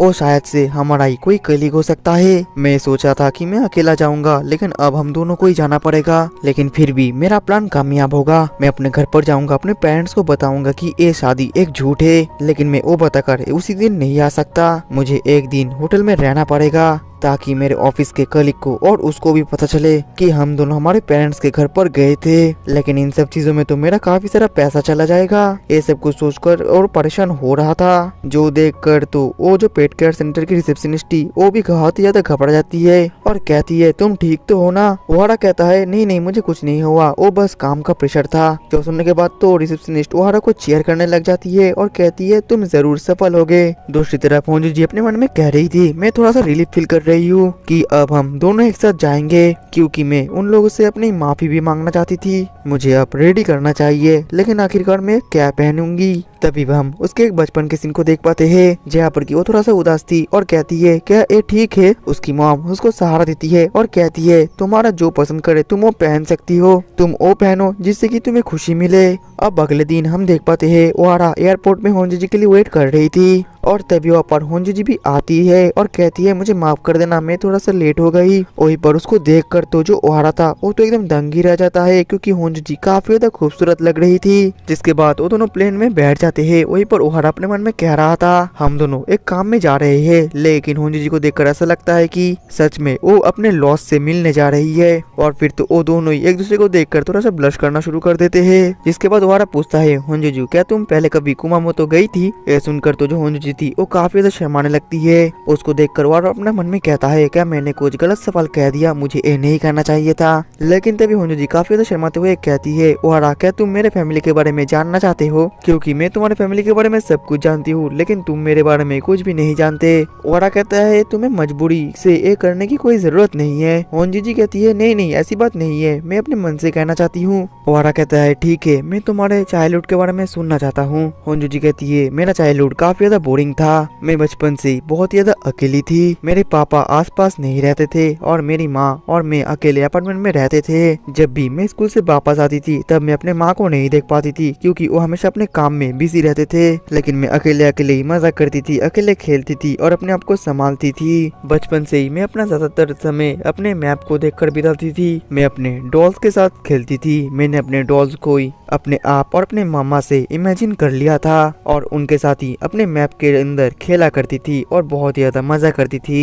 लेकिन मेरी मम्मी क्या ही बात कर सकती थी, उनको अकेला घर चलाना था, इस वजह से उसको काम तो करना पड़ता था। वो मुझे फोन करती, माफी मांगती कि बार बार कहती कि मुझे माफ कर दो, मैं अभी काम कर रही हूँ, लेकिन मैं तुम्हारे साथ ज्यादा से ज्यादा समय बिताना चाहती हूँ। होंजू जी कहती है, माम आप टेंशन मत करिए, मैं अकेले सब कुछ संभाल लूंगी। मुझे पता है कि आप अपने काम में काफी ज्यादा हार्ड वर्क करती हो, जल्दी आना मामा। और होंजू जी बचपन में जिस भी जगह पर जाना चाहती थी उसको अपने मन में इमेजिन करके उसी का आनंद ले लेती थी। प्रेजेंट में होंजू जी काफी ज्यादा इम्प्रेस्ड होकर कहती है, मुझे पता है कि मेरा स्टोरी काफी ज्यादा बोरिंग है। ओहारा कहता है, नहीं, ये बिल्कुल भी बोरिंग नहीं था। जिसके बाद वो लोग कुमामोतो में उतर जाते हैं। लेकिन तभी वहाँ पर अचानक से उनका ग्रैंडमदर के साथ ओहारा का मुलाकात हो जाती है। उसकी ग्रैंडमदर कहती है कैसे हो ओहारा। उसकी ग्रैंडमदर कहती है मैं यहाँ पर मिलन्स एयरपोर्ट में छोड़ने के लिए आई थी। जिसके बाद वो दोनों ग्रैंडमदर के कार में चले जाते हैं। दूसरी तरफ ओहारा के फैमिली में हम देख पाते हैं कि उसके फादर कहते हैं मैं अपने माँ के घर जा रहा हूँ उनको मिलन उठाने के मदद करने के लिए। मैं जब तक काम खत्म करके यहाँ पर आऊंगा तब तक ओहारा भी पहुँच जाएगा। और फिर ओहारा के बहनें भी ओहारा के बारे में बात करने लगते हैं कि ओहारा के फोन में मैंने मैसेज किया था लेकिन उसने कोई भी रिप्लाई नहीं किया। जिसमें उसका दूसरा बहन कहती है लगता है वो अपने डरावने बड़ी बहन से नहीं मिलना चाहती। वहीं पर जो ओहारा की ग्रैंडमदर थी वो कहती है ओहारा आखिरकार तुम्हारे साथ लड़की कौन है। होंजी जो काफी ज्यादा शर्मा कर कहती है मैं ओहारा का कोवर्कर हूँ आपसे मिलकर अच्छा लगा। उसकी ग्रैंडमदर कहती है कहीं ये वही लड़की तो नहीं है तुम्हारी ब्राइड ये हमारी दुल्हन तो है। तभी अचानक से होंजी कहकर उठती है कि असल में हमारी शादी एक झूठ है मुझे माफ कर देना इतना ज्यादा प्रॉब्लम खड़ी करने के लिए। ये सुनकर उसकी ग्रैंडमदर को थोड़ा सा झटका लगता है लेकिन वो शांत हो जाती है। जिसके बाद ओहारा उसकी ग्रैंडमदर के घर पहुंच जाते हैं। उसकी ग्रैंडमदर कहती है हम यहाँ पर फ्रूट्स उगाते हैं तुम अपने घर पर भी लेकर जा सकते हो। वहीं पर हमें पता चलता है कि ओहारा के ग्रैंडफादर को तो कमर में चोट आई है जिस वजह से वो रेस्ट कर रहे हैं। और फिर ओहारा उन सभी मिलन्स को बॉक्स में उठाने के लिए मदद करने लगता है अपने ग्रैंडमदर को। और होंजी से कहता है तुम थोड़ी देर रुको इसमें ज्यादा समय नहीं लगेगा। दूसरी तरफ अभी ओहारा की ग्रैंडमदर के पास होंजी आती है और कहती है ग्रैंडमदर मैं भी आपकी मदद करना चाहती हूँ। उसकी ग्रैंडमदर कहती है क्या तुम मिलन्स को काट सकती हो। होंजी कहती है कि नहीं मुझे वो नहीं आता। वो कहती है तुम चिंता मत करो ये ज्यादा कठिन काम नहीं है ये सभी कर सकते हैं लेकिन तुम इस कपड़े में नहीं कर सकती ये पहन लो। अब अगली पल होंजी पूरी तरीके से रेडी होकर आ जाती है और वो ग्रैंडमदर होंजी को मिलन काटना सिखा रही थी। और तभी वो अचानक से रुककर सोचने लगती है कि यहाँ पर तो काफी ज्यादा गर्म है और ये जो सीनरी है ये भी काफी ज्यादा सुंदर है मुझे अभी अपने काम पर ध्यान देना चाहिए ना कि इन सब पर। और फिर वो फिर से काम करने लग जाती है और बहुत कम करने के बाद उसकी ग्रैंडमदर कहती है थोड़ा सा मिलन खाकर रेस्ट कर लो तुमने आज बहुत कम किया है।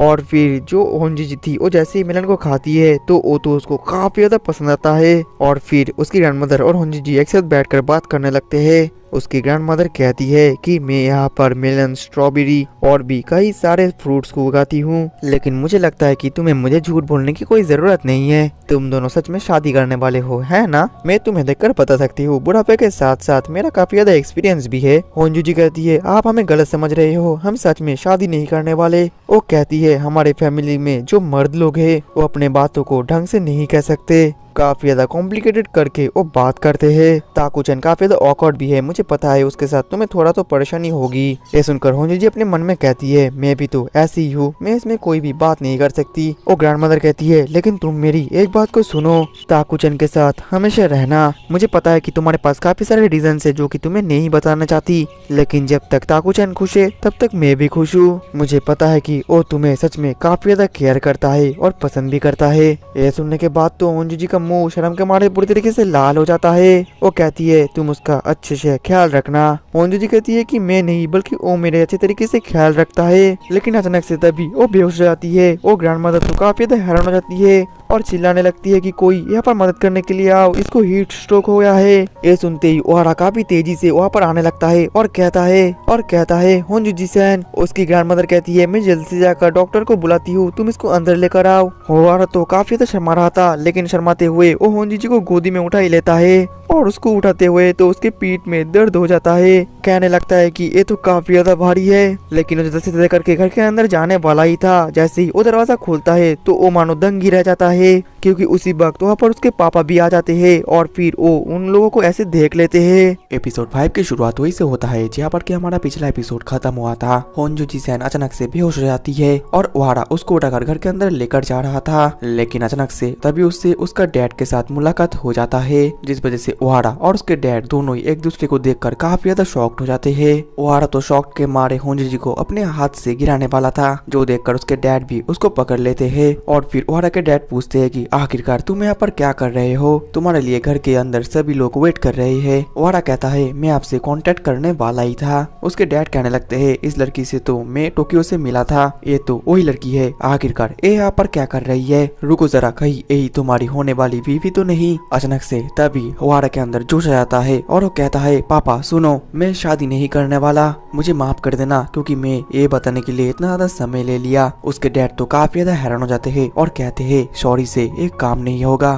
तुम्हें पता है कि मुझे कितनी ज्यादा परेशानी हुई। ओहारा कहता है मैं आपसे बता नहीं वाला था। उसके डैड कहते हैं तुम मुझे टोक्यो में भी बता सकते थे। तुम हमेशा सब कुछ करने में बहुत ज्यादा टाइम लगाते हो। जब तुम स्विमिंग भी सीख रहे थे तब भी तुमने काफी ज्यादा समय लगा लिया। ओहारा कहता है तब मैं काफी ज्यादा छोटा था, आप ये बात अभी नहीं कर सकते। और फिर तो वो दोनों ही ऐसे बातों बातों में झगड़ा करना शुरू कर देते हैं। ये देखकर साइड से ओहारा की दादी कहती है अरे तुम लोग झगड़ा करना बंद करो, मैंने फुटॉन बिछा दिया है, पहले उसको यहाँ पर लेटाओ। अब अगले सीन में होंजी जी वहीं पर रेस्ट कर रही थी और डॉक्टर भी उसको चेकअप कर रहे थे। और हमें पता चलता है कि होंजी जी को हीट स्ट्रोक नहीं हुआ था, उसने बस ज्यादा स्ट्रेस ले लिया था जिस वजह से वो बेहोश हो गई। थोड़ा सा रेस्ट करने के बाद वो अपने आप ठीक हो जाएगी। ये सुनने के बाद तो उन तीनों के जानों में जान आती है। जिसके बाद डॉक्टर वहाँ से चले जाते हैं, लेकिन उसके पापा अभी भी ओहारा से काफी ज्यादा गुस्सा थे। वो ओहारा से कह रहे थे कि ओहारा तुमने बिल्कुल भी ठीक नहीं किया, तुमने जो किया है वो बिल्कुल भी माफी के लायक नहीं है। वहीं पर जो ओहारा था वो तो अपने पापा से अपने मन ही मन में काफी ज्यादा गुस्सा था। तभी वहाँ पर ओहारा की ग्रैंडमा आ जाती है और कहती है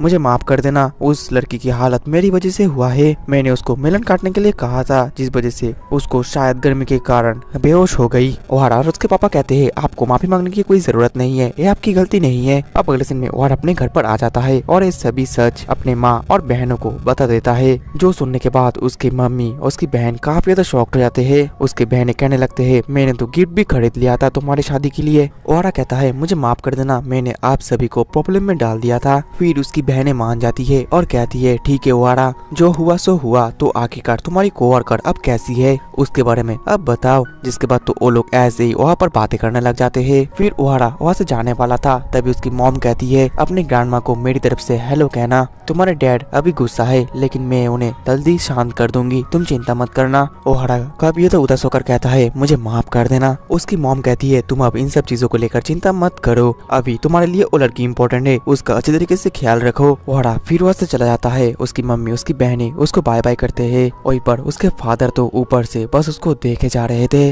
अब अगले पल ओहारा अपने ग्रैंडमा के घर पर पहुंच जाता है और पूछता है क्या होंजी जी का होश आ चुका है। उसकी ग्रैंडमा बोलती है कि नहीं, वो अभी भी सो रही है, वो शायद आज बहुत ज्यादा थक गई होगी, तुम चिंता मत करो, मैंने तुम्हारे लिए बिस्तर बिछा दिया है, तुम जाकर सो जाओ। ओहारा थैंक यू बोलकर कमरे के अंदर जाता ही है कि वो जो देखता है वो देखकर उसका पैर तले जमीन खिसक जाता है, क्योंकि उसका ग्रैंडमा उसकी बिस्तर और उस लड़की का बिस्तर एक ही जगह पर बिछा दिया था। ओहारा शॉक के मारे बोलता है क्या मैं अब होंजी जी के साथ सोऊंगा। फिर वो धीरे धीरे अपने फुटॉन को दूसरे कमरे में लेकर जाने की कोशिश करता है, लेकिन इस आवाज की वजह से होंजी जी का होश आ जाता है और वो कहती है आखिरकार मैं अब कहाँ पर हूँ। उसको देखकर ओहारा भी घबरा जाता है और कहता है तुम जैसा सोच रही हो वैसा नहीं है। और फिर ओहारा होंजी को कहने लगती है तुम आज दोपहर में बेहोश हो गई थी और वहाँ से लेकर अब तक तुम बस सोई जा रही हो, लेकिन क्या तुम अभी ठीक हो। होंजी जी थोड़ा सा शर्मा कर कहती है कि हाँ मैं ठीक हूँ, लेकिन तुम्हारे घर का क्या वो ठीक हो गया। ओहारा कहता है तुम चिंता मत करो, मैंने सबको सब कुछ सच बता दिया है। होंजी जी शॉक्ड होकर कहती है लेकिन मैं भी तो उनसे माफी मांगना चाहती थी। ओहारा कहता है तुम चिंता मत करो, मैंने सब कुछ संभाल लिया है। होंजी जी उदास हो जाती है और अपने मन में कहती है कोई नहीं, मैं कल उनसे माफी मांग लूंगी। तभी बाहर से काफी तेजी से बहुत सारे फ्रॉग्स की आवाज आना शुरू हो जाता है, जो सुनकर वो दोनों थोड़ा सा हैरान हो जाते हैं। होंजी जी कहती है क्या हम थोड़ी देर के लिए बाहर जा सकते हैं। जिसके बाद ही ओहारा होंजी जी को लेकर बाहर आ जाती है। होंजी जी तो बाहर का नजारा देखकर काफी ज्यादा हैरान हो गई थी, लेकिन अचानक से तभी एक फ्रॉग उछलकर होंजी जी के सर पर आकर गिरता है। होंजी जी काफी ज्यादा डर जाती है और डर के मारे नीचे गिरने वाली थी, लेकिन तभी ओहारा सही समय पर उसको बचा लेता है।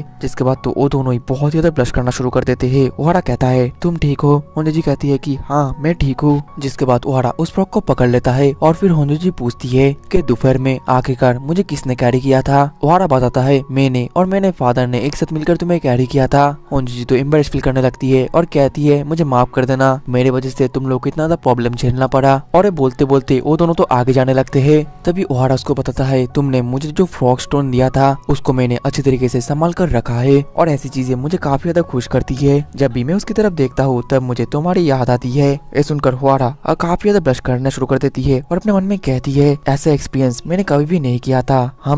सिर्फ हम दोनों इस ट्रिप में आए हैं, शायद यही मैरिज है। और फिर ओहारा होंजी जी को और भी कुछ पता नहीं वाला ही था, लेकिन तभी वो फ्रॉग अपना चीखना शुरू कर देता है। जिसके बाद तो वहाँ पर चारों तरफ से बस फ्रॉग क्रैक क्रैक करना शुरू कर देते हैं, जिस वजह से वो दोनों परेशान होकर फिर से घर पर आ जाते हैं। अब अगले दिन सुबह होंजी जी तो काफी ज्यादा शर्मा रही थी और अपने मन में कह रही थी पिछले दिन ओहारा मुझसे क्या कहने वाला था, मैं वो जानना चाहती हूँ। नहीं, मुझे इसके बारे में ज्यादा सोचना नहीं चाहिए। और फिर वो अपना मुंह धोने लगती है। तभी वहाँ पर ओहारा आ जाता है और कहता है पिछले दिन के सभी कुछ लिए मुझे माफ कर देना। होंजी तो उसको देखकर कुछ ज्यादा ही अब ब्लश करना शुरू कर देती है और कहती है कोई बात नहीं। जिसके बाद वो दोनों ग्रैंडमा के घर से निकल जाते हैं। ओहारा कहता है क्या तुम सच में मेरे घर पर जाना चाहती हो? होंजी हाँ कहती है। वहीं पर पीछे चलते चलते होंजी ओहारा के बालों की तरफ भी बस देखे जा रही थी और अपने मन में कह रही थी ओहारा के बाल कितना ज्यादा सुंदर है, काश मैं उसमें अपने हाथ से फील कर पाती। ये सोचकर तो काफी ज्यादा इमर्स करने लगती है और वहां से आगे जाने लगती है। ओहारा कहता है अरे होंजी तुम कहाँ पर जा रही हो? उधर नहीं इधर। अब अगले ही पल होंजी उनके घर पर पहुंच जाती है और होंजी को देखकर तो ओहारा की बहन और माँ काफी ज्यादा हैरान हो जाते हैं और होंजी उनसे माफी मांग लेती है। वो लोग कहते हैं तुम्हें माफी मांगने की कोई जरूरत नहीं है और फिर वो लोग ऐसे ही आसपास के बातें करने लग जाते हैं। अचानक से तभी होंजी एक्साइटेड होकर कहती है वोल्केनो म्यूजियम। अब अगले पल हम देख पाते हैं कि ओहारा के फैमिली ने मिलकर उन दोनों को एक साथ वोल्केनो म्यूजियम देखने के लिए कह रहे थे और दोनों गाड़ी लेकर वोल्केनो म्यूजियम देखने के लिए जाने लगते हैं। होंजी कहती है मुझे माफ कर देना। ओहारा कहता है कोई बात नहीं, मैं खुश हूँ कि तुम्हें मैं कोई जगह तो देखा पा रहा हूँ। होंजी कहने लगती है कि मैं यहाँ पर कब से आना चाहती थी। ओहारा कहता है वोल्केनो म्यूजियम हमारे यहाँ का सबसे ज्यादा फेमस जगह है। वहीं पर होंजी तो अभी भी ओहारा के बालों की तरफ ही देखकर काफी ज्यादा ब्लश कर रही थी। जिसके बाद वो लोग फाइनली वोल्केनो म्यूजियम पहुंच जाते हैं जहाँ पर जाकर होंजी काफी ज्यादा एक्साइटेड थी और फिर वो दोनों मिलकर कई तरह की चीजें देखने लगते हैं। होंजी तो ये सब देखकर काफी ज्यादा खुश हो गई थी। फिर वो लोग ऐसे ही घूमते घूमते बाहर का व्यू देखने लगते हैं। लेकिन उस जगह पर किसी स्कूल से स्कूल ट्रिप के लिए कुछ बच्चे भी आए हुए थे और वो बच्चे तो बहुत ही ज्यादा शोर मचा रहे थे। उनके टीचर भी उनको संभाल नहीं पा रहे थे,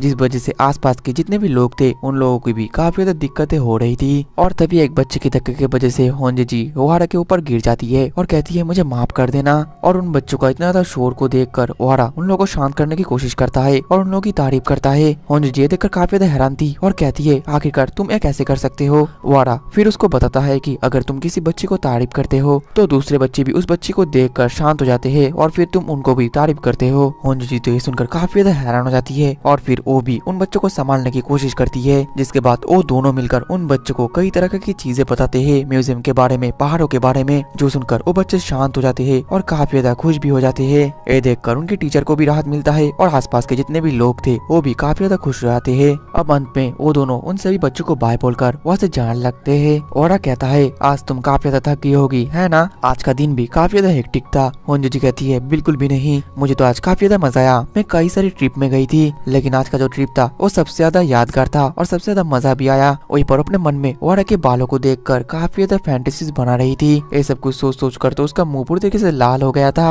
अब अगली पर वो दोनों घर पर पहुंच जाते हैं और ओहारा जैसे अपने घर की तरफ जाने वाला ही था तभी वहाँ पर उसके घर के साइड में तो एक लड़की अपना मुंह धो रही थी। उस लड़की को देखकर तो ओहारा काफी ज्यादा हैरान हो गया था और वो लड़की भी ओहारा को देखकर शॉक्ड हो जाती है और कहती है ताकुया। उनका चिल्लाना सुनकर उनके फैमिली भी बाहर आ जाते हैं और कहते हैं नाव आखिरकार तुम कब आई? और फिर वो सभी तो एक दूसरे को ग्रीट करते हैं। नावचैन उन लोगों को एक प्लेट भी देती है जो कि काफी ज्यादा सुंदर था। ओहारा कहता है नावचैन क्या तुम ग्लास मेकर बन गई? नाव कहती है तुम्हें नहीं पता मैं 3 साल से ग्लास वर्कर का काज कर रही हूँ। और तभी वहाँ पर होंजी भी आ जाती है जिसे देखकर नाव काफी ज्यादा कंफ्यूज थी। ओहारा फिर उसको मिलवाता है कि ये मेरी कोवर्कर है। जिसके बाद वो दोनों एक दूसरे को ग्रीट करते हैं। ओहारा कहता है नाव तुम कब से लोगों को रिस्पेक्ट देने लगी? नाव तो गुस्सा हो जाती है और फिर ओहारा के बालों से उसको परेशान करने लगती है। ओहारा कहता है तुम मुझे ऐसा नहीं कर सकती और फिर वो भी नाव के बालों के साथ खेलने लग जाती है और वो दोनों तो एक दूसरे से ऐसे ही परेशान करने लगते हैं। ये देखकर तो होंजी जी का सभी आशा निराशा में बदल जाता है और अपने मन में कहने लगती है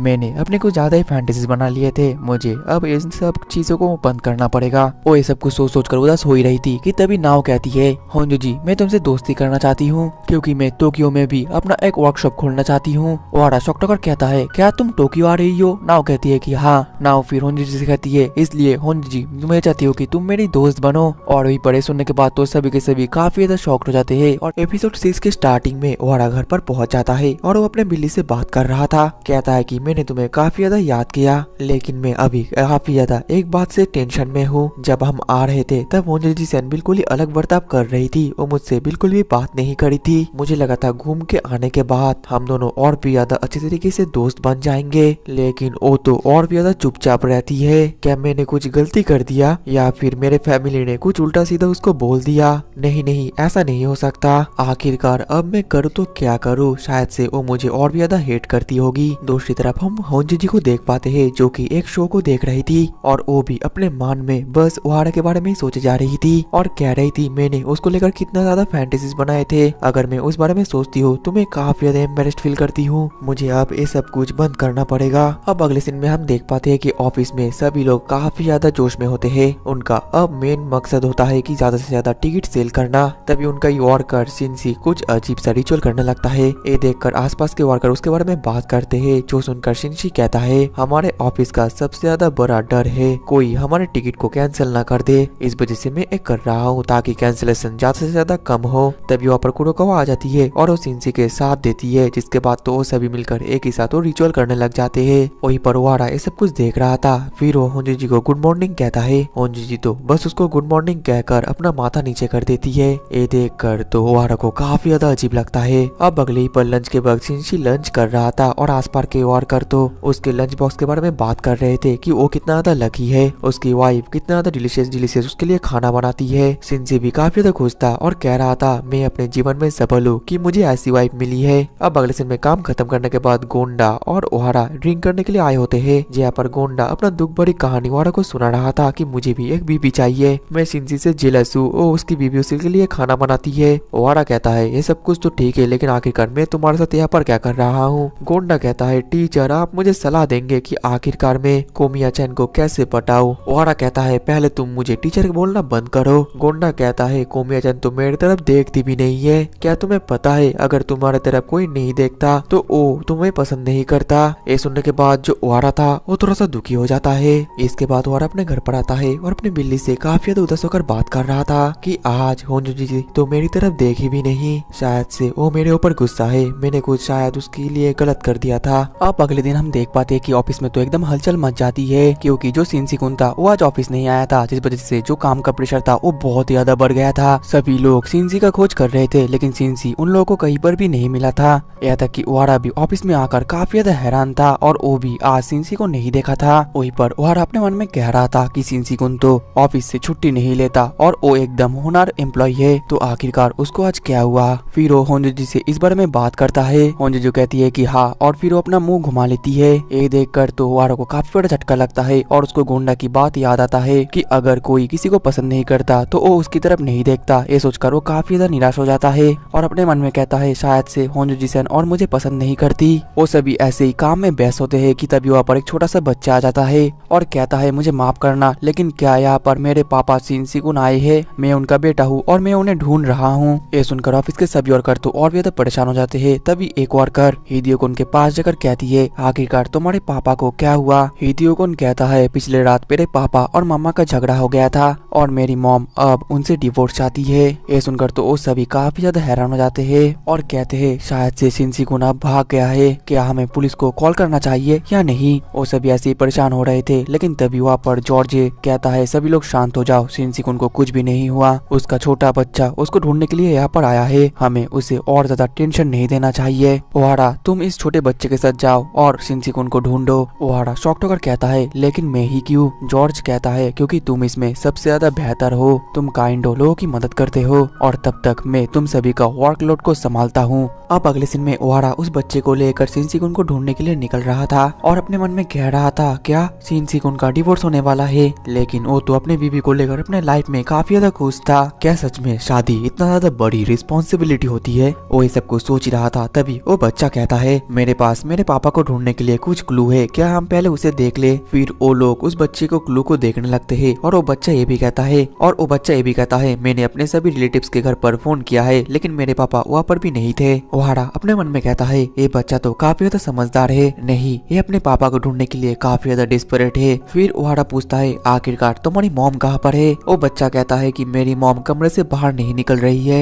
ओहारा अपने मन में सोचता है आखिरकार एक कैसी माँ है, इतने से छोटे से बच्चे का परवाह भी नहीं करती। जिसके बाद वो दोनों कई जगह पर सिंसी कुन को ढूंढने लगते हैं, लेकिन एक भी जगह पर सिंसी कुन नहीं होता। ऐसे ढूंढते ढूंढते तो वो बच्चा अपना होप खो देता है और कहता है क्या मैं सच में अपने पापा को ढूंढ भी पाऊंगा। ओहारा कहता है हम ढूंढ लेंगे, चलो एक छोटा सा ब्रेक लेते हैं। जिसके बाद वो दोनों एक रेस्टोरेंट में आते हैं और ओहारा उस बच्चे को खाना भी खिलाता है। वो बच्चा तो अभी भी काफी ज्यादा उदास था और कह रहा था अगर पापा घर पर वापस नहीं आए तो क्या होगा। पिछले दिन हम सभी काफी ज्यादा खुश थे, कितना ज्यादा अच्छा खेल रहे थे, हंस रहे थे, लेकिन आज एक ही पलक में सब कुछ बदल गया। मैं फिर से पिछले दिन जाता हूँ, मैं फिर से पिछले दिन जाना चाहता हूँ। और ये सब बोलते बोलते तो वो रो देता है। ओहारा काफी ज्यादा कंफ्यूज था, अपने मन में कह रहा था इस सिचुएशन ने मुझे क्या करना चाहिए, मैं उसको अब क्या से सहारा दूं। फिर वो उस बच्चे के साइड में बैठकर उसको सहलाने लगता है। अब अगले सीन में शाम हो जाता है, लेकिन वो दोनों तो अभी तक शिनजिकुन को नहीं ढूंढ पाते। कुरोकावा सैन काफी ज्यादा परेशान थी, लेकिन तभी जॉर्ज सैन ओहारा से कहता है कि हाचिमन श्राइन के पास में एक रेस्टोरेंट है जहाँ पर कि सिर्फ डिप्रेस लोग ही जाते हैं, एक बार वहाँ पर जाकर देखो। जिसके बाद ओहारा उस बच्चे को लेकर उसी जगह पर जाने लग जाता है और उस रेस्टोरेंट में तो सच में एक डिप्रेशन का ऑरा चारों तरफ से घेरा हुआ था। तभी वहाँ पर कुछ वर्कर्स और भी आ जाते हैं और ओहारा से पूछते हैं, हम भी तुम्हारी मदद करना चाहते हैं। जिसके बाद ओहारा हिदेओकुन को कुमिया-सन के पास रखकर वो सभी उस रेस्टोरेंट के अंदर चले जाते हैं, जहाँ पर कि काफी सारे लोग थे जो कि काफी ज्यादा डिप्रेस थे और उन्हें डिप्रेस लोगों के अंदर शिनजिकुन भी बैठा हुआ था, जिसे देखकर ओहारा और बाकी सब काफी ज्यादा शॉक्ड हो जाते हैं। और डिप्रेशन के कारण तो शिनजिकुन ने काफी ज्यादा पी रखी थी, यहाँ तक कि वो अपने कलीग्स को देखकर काफी ज्यादा शॉक्ड हो जाता है और कहने लगता है, मैं अभी काफी बड़ी मुश्किल में हूँ। और फिर वो रबर से एक डॉक्यूमेंट को मिटाने लगता है, लेकिन वो तो एकदम पागलों की तरह बिहेव कर रहा था, जो देखकर ओहारा और बाकी सब तो और भी ज्यादा दंग रह जाते हैं। शिनजिकुन परेशान होकर कहता है, मैं और सहन नहीं कर पा रहा हूँ, मुझे अपनी नॉर्मल लाइफ वापस चाहिए। और ये बोलने के बाद उन लोगों को धक्का देकर वहाँ से भाग जाता है। वो लोग उसको पीछा करते हुए बाहर तो आते हैं, लेकिन शिनजिकुन उन सभी को चकमा देकर दूर भाग जाता है। और तभी वहाँ पर और भी काफी सारे वर्कर्स आ जाते हैं, जिसके बाद वो सभी मिलकर शिनजिकुन को ढूंढने लग जाते हैं। यहाँ तक कि जो हिदेओकुन था वो भी अपने आप ही शिनजिकुन को ढूंढ रहा था। दूसरी तरफ ओहारा और बाकी सब शिनजिकुन को ढूंढते हुए एक पार्क में पहुंच जाते हैं, जहाँ पर डिप्रेशन के मारे शिनजिकुन तो एक गोरिल्ला की तरह बिहेव करने लगता है, जो देखकर उन तीनों का पैरों तले जमीन खिसक जाता है। फिर शिनजिकुन गोरिल्ला की तरह भागने लगता है और वो लोग शिनजिकुन का पीछा करते हैं, लेकिन फिर भी वो उसको पकड़ नहीं पाते। वहीं पर दूसरी तरफ हिदेओकुन तो अभी भी अपने पापा को ढूंढते हुए भाग रहा था, लेकिन तभी होंजुजी उसको पकड़ लेती है और कहती है, शांत हो जाओ। हिदेओ तो रोने लगता है और कहता है, मेरे पापा को ढूंढो। और हिदेओकुन को रोते हुए देखकर होंजुजी को तो अपने बचपन की बातें यादें आती है कि कैसे उनके पेरेंट्स भी झगड़ा करते थे, जिस वजह से उनका डिवोर्स हो गया। दूसरी तरफ शिनजिकुन तो अभी भी पूरी तरीके से गोरिल्ला की तरह बिहेव कर रहा था, लेकिन तभी वहाँ पर जॉर्ज और बाकी सब आ जाते हैं, जिसके बाद जॉर्ज शिनजिकुन को एक जोरदार मुक्का मार के उसको होश में हाथ लेकर आता है। फिर वो सभी लोग शिनजिकुन के पास आते हैं और कहते हैं, तुम ठीक तो हो ना। शिनजिकुन तो पागलों की तरह रोता है और कहता है, मैं घर नहीं जाना चाहता, घर जाने से अच्छा मैं ऐसे ही गोरिल्ला की तरह रहूंगा, मैं और इंसान नहीं बनना चाहता। अगर मुझे पता होता कि मेरी लाइफ ऐसे होने वाली है तो मैं कभी शादी ही नहीं करता। फिर वो लोग शिनजिकुन को पकड़ कर लेकर आते हैं और तभी हिदेओकुन की वहाँ पर पहुंच जाता है। हिदेओकुन अपने पापा को देखकर गले लगता है और काफी ज्यादा रोता है। ये देखकर तो सभी काफी ज्यादा खुश थे, क्योंकि हिदेओकुन को अपने पापा मिल चुके थे। फिर शिनजिकुन हिदेओकुन को लेकर घर की तरफ जाने लग जाता है और कहता है, मुझे माफ कर देना, मैंने कुछ ज्यादा ही पैनिक कर लिया था। हमारी एनिवर्सरी आने वाला था, जिस वजह से पिछले रात मैंने तुम्हारे मॉम के लिए एक गिफ्ट खरीदा था, लेकिन उसी वक्त उसने मुझसे डिवोर्स मांगा। इस वजह से मैंने उससे झगड़ा भी किया। मुझे लगा था कि हम दोनों एकदम परफेक्ट आइडियल कपल है, लेकिन इसका कोई सेंस ही नहीं बनता। और फिर वो दोनों ऐसी बात करते करके घर की तरफ जाने लग जाते हैं। अब अगले दिन ऑफिस में कुरोकावा कह रही थी कि एक न्यू कॉन्टेस्ट आ गया है, अब तुम सभी को मन लगाकर काम करना चाहिए ताकि तुम लोग भी इस कॉन्टेस्ट को जीत सको। लेकिन वो सभी तो काफी ज्यादा निराश और उदास होकर बैठे हुए थे। कुरोकावा कहती है, आखिरकार अब तुम सभी को क्या हुआ है, थोड़ा सा एनर्जी तो दिखाओ। जिसमें वो कहने लगते हैं कि पिछले रात जो हुआ है उसके बाद तो हम लोग और कुछ भी सोच भी नहीं सकते। और वो सभी तो आपस में बातें करने लग जाते हैं कि शिनजिकुन तो अपने लाइफ में हैप्पी था, मैं चाहता हूँ कि उसका डिवोर्स ना हो। साइड से जॉर्ज कहता है, शायद से शिनजिकुन के वाइफ को काफी ज्यादा दिक्कतें हो रही है, लेकिन शिनजिकुन वो नोटिस नहीं कर पा रहा और अपने खुशी में उसकी खुशी ढूंढने की कोशिश करता है। ऐसे ही और भी बहुत सारे प्रॉब्लम हो सकती है। ये सब सुनने के बाद तो बाकी के और काफी ज्यादा हैरान थे और कह रहे थे, जॉर्ज तो काफी ज्यादा डीप बातें कर रहा है। तभी एक आदमी कहता है, मैं तो शादी ही नहीं करूंगा। गोंडा, तुम्हें भी शादी नहीं करना चाहिए। गोंडा कहता है कि नहीं, मैं तो शादी करूंगा ही। ओहारा, तुम्हें भी सोच समझ कर ही शादी करना चाहिए। ओहारा उनकी बात को ज्यादा ध्यान न देकर टेप ढूंढने के लिए चला जाता है। वहीं पर अपने मन में कहता है, शिनजिकुन काफी ज्यादा अच्छा और काइंड पर्सन था, लेकिन डिप्रेशन की वजह से उसका क्या हाल हुआ है। आखिरकार ये शादी चीज क्या है। ये बोलते हुए जैसे ये टेप ढूंढने के लिए रूम के अंदर ढो जाने वाला ही था, तभी वहाँ पर होंजुजी सैन एक बहुत ही बड़ी बॉक्स को लेकर संभाल नहीं पा रही थी, जो देखकर सीधा ओहारा उसकी मदद करने के लिए चला जाता है। और होंजुजी और ओहारा एक दूसरे को देखकर तो वो दोनों काफी ज्यादा साइलेंट हो जाते हैं। होंजो जी कहती है तुम्हारा शुक्रिया, और इसके बाद होंजो जी ये भी कहती है मैं चाहता हूँ कि शिनजी-कुन का डिवोर्स ना हो, क्योंकि हिदे-कुन उन दोनों को एक साथ देखना चाहता है। ओहारा तो शर्मा जाता है और अपने मन में कह रहा था क्या होंजो जी मेरे से बात कर रही है, अब मैं इसका रिस्पॉन्ड कैसे करूँ। और फिर वो दोनों ऐसे बात करते हैं, जिसके बाद काम खत्म करने के बाद होंजो जी अपने घर की तरफ जा रही थी और अपने मन में सोच रही थी कि आखिरकार मैं ओहारा-सन से बात कैसे करूँ। अचानक से तभी वहाँ पर नाव आ जाती है और कहती है हे तुम तो होंजो जी हो है ना, मुझे तुम्हारी मदद चाहिए, मैं यहाँ पर कुछ भी समझ नहीं पा रही हूँ। होंजो जी तो उसको देखकर काफी ज्यादा हैरान हो जाती है। और एपिसोड 7 की शुरुआत वही से होता है जहाँ पर कि हमारा एपिसोड 6 खत्म हुआ था। नाव होंजो जी को देखकर काफी ज्यादा खुश हो जाती है और कहती है अच्छा हुआ कि मैंने किसी को ढूंढ लिया जिसको कि मैं जानती हूँ। वहीं पर होंजो जी भी नाव को देखकर काफी ज्यादा शॉक्ड हो गई थी। तभी नाव रोने लगती है और कहती है मैं टोक्यो मूव तो हो चुकी हूँ, लेकिन मैं जहाँ पर रहूंगी वो अपार्टमेंट में ढूंढ नहीं पा रही हूँ। होंजो जी कहती है टोक्यो के स्ट्रीट्स काफी ज्यादा कॉम्प्लिकेटेड है, क्या तुम्हारे पास एड्रेस है। जिसके बाद नाव जल्दी से एड्रेस को होंजो जी को दिखाने लग जाती है। होंजो जी तो उस एड्रेस को देखकर काफी ज्यादा शॉक्ड हो गई थी और कह रही थी तुम्हारा बिल्डिंग तो बस यही सामने है। नाव भी ये देखकर काफी ज्यादा खुश आती है और कहती है ये तो अच्छा हुआ कि मेरा अपार्टमेंट बिल्कुल तुम्हारे साइड के अपार्टमेंट के है, तुम्हारा शुक्रिया, अगर तुम ना होती तो मैं यहाँ पर क्या करती। ए लो मेरा ग्लास का वर्कशॉप का कार्ड ले लो, तुम चाहो तो आ सकती हो। होंजो जी भी फिर उस कार्ड को ले लेती है। अब अगले दिन में ऑफिस में होंजो जी काम कर रही थी और वो तो अपने मन में नाव के बारे में ही सोचे जा रही थी और कह रही थी कि मैं नाव के बारे में ओहारा को बता दूं। नहीं उसको तो पता ही होगा क्योंकि वो तो उसकी बचपन की दोस्त है। जिसके बाद काम खत्म करने के बाद होंजो जी घर की तरफ जा रही थी, लेकिन वो अभी भी नाव के बारे में सोचे जा रही थी और कह रही थी क्या मुझे एक बार उसका ग्लास वर्कशॉप में जाना चाहिए। चली जाती हूँ क्योंकि मुझे जानना है कि आखिरकार वो किस टाइप की पर्सन है। फिर वो उस ग्लास वर्कशॉप में पहुंच जाती है और चुपके से उसके अंदर देखने लगती है। उसके अंदर नाव ग्लास बना रही थी और उसका टीचर उसको गाइड कर रहे थे और वो ग्लास का काम तो काफी ज्यादा मुश्किल था, लेकिन नाव काफी ज्यादा ध्यान से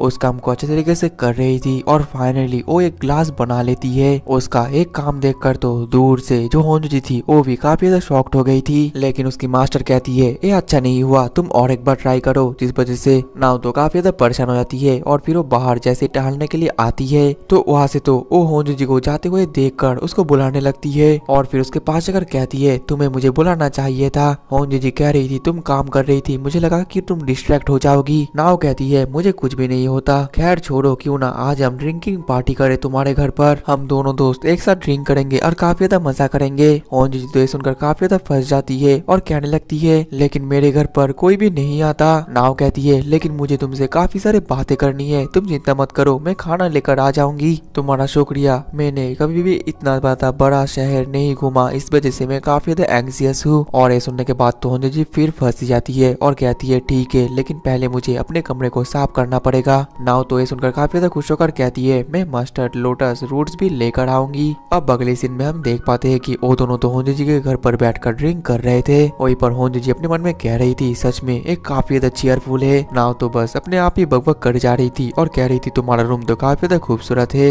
वहीं पर होंजो जी अपने मन में कह रही थी आज तक मैं अपने घर पर किसी को भी नहीं लाई, एक काफी ज्यादा अनयूजुअल सा फील हो रहा है। नाव कहती है होंजो जी क्या तुम्हें याद है कि कैसे मैंने तुम्हें अपना दोस्त बनने के लिए कहा था और कैसे पिछले दिन हम दोनों टोक्यो में टकरा गए। और फिर वो तो और भी बियर का कैन निकालती है और कहती है आज तो हम जमकर पार्टी करेंगे। वही पड़े देखकर तो होंजो जी काफी ज्यादा परेशान हो जाती है। तभी नाव कहती है हम जो ग्लास में बियर को पी रहे हैं एक ग्लास मैंने ही बनाया है। होंजो जी कहती है ये तो काफी ज्यादा खूबसूरत है, इसमें नील रंग और हरा रंग भी है। नाव कहती है कि ये नील रंग और हरा रंग पत्थर है जहाँ पर मैं रहा करती थी, ये सो वहाँ का पत्थर। असल में जब मैं छोटी थी तब मैं अकेले ही पहाड़ों और नदियों में खेला करती थी और बहुत ज्यादा वहाँ पर ही घुमा करती थी। मुझे किसी भी चीज से डर नहीं लगता था, मैं हर वो चीज करती थी जो कि मुझे मजा दे। और मैंने एक सीक्रेट जगह भी ढूंढा था, वो मेरा हाइड आउट जैसा था। स्कूल खत्म होने के बाद मैं ज्यादातर समय वहाँ पर ही बिताती थी। ये सुनकर होंजो जी कहती है लगता है बचपन में तुमने काफी ज्यादा मजा किया है। नाव तो उदास होकर कहती है लेकिन मेरा टीचर मेरे एक भी काम को अप्रूव नहीं करती, इस वजह से शुरू से ही मैं काफी ज्यादा फ्रस्ट्रेशन में हूँ, लेकिन आज मैं मजा करूंगी। यहाँ पर तो मैं सीखने के लिए ही आई हूँ, है ना।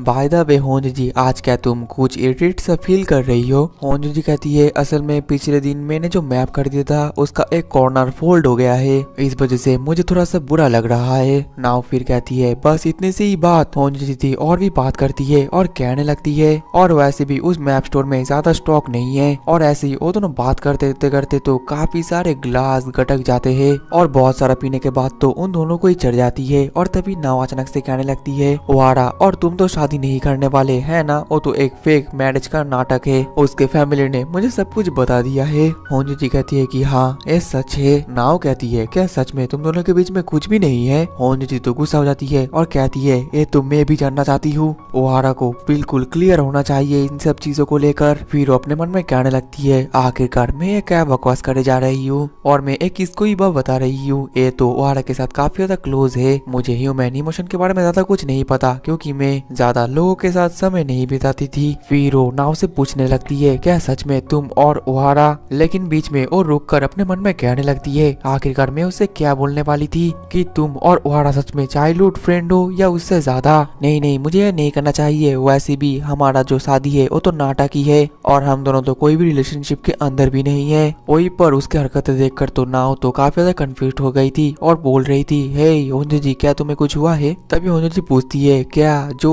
ओहारा है वो बचपन से ही इतना ज्यादा शांत और चुपचाप रहता है? नाव कहती है, बिल्कुल भी नहीं। बचपन में मैंने ओहारा को उस सीक्रेट स्पॉट के बारे में बताई थी और फिर हम दोनों ही उस जगह पर जाया करते थे और हम काफी देर तक वहाँ पर खेला करते थे। लेकिन एक दिन खेलते खेलते रात हो गया था और मुझे जाने का रास्ता नहीं पता था। मैं काफी ज्यादा डर गई थी और रोने वाली थी। लेकिन तभी ओहारा ने मुझे फायरप्लेस दिखाकर शांत कर दिया था और फिर उसने मुझे सेफली घर भी पहुंचाया था। मेरे मम्मी पापा काफी ज्यादा उस दिन मुझे गुस्सा कर रहे थे लेकिन ओहारा ने उस वक्त भी मेरे मम्मी पापा को अच्छी तरीके से संभाल लिया था। होंजू जी कहती है, लेकिन आजकल कल ओहारा तो बिल्कुल भी ऐसा नहीं लगता। तभी नाव कहती है, क्यों ना हम ओहारा से एक बार बात करें, तुम जो बोलना चाहती थी वो भी एक बार बोल देना। और फिर वो सीधा खड़ी होकर डायरेक्ट ओहारा को कॉल लगा देती है और कहने लगती है, हे ओहारा, मैं अभी होंजू जी के साथ ड्रिंक कर रही हूँ, तुम्हें नहीं पता था कि मैं यहाँ पर आने वाली हूँ? हमें इम्पोर्टेंट तुमसे कुछ बात करनी है, जल्दी से होंजू जी के घर पर आ जाओ। ओहारा उससे एड्रेस पूछता है लेकिन नाव तो कहती है, अपने आप ढूंढ लो, और फिर कॉल को कट कर देती है। और ये बोलने के बाद ही वो जल्दी से वहाँ पर लेट कर सो जाती है। और ये सब कुछ देख कर जो होंजू थी वो काफी ज्यादा घबरा जाती है और कहने लगती है कि आखिरकार तुमने ओहारा को डायरेक्ट कॉल क्यों किया?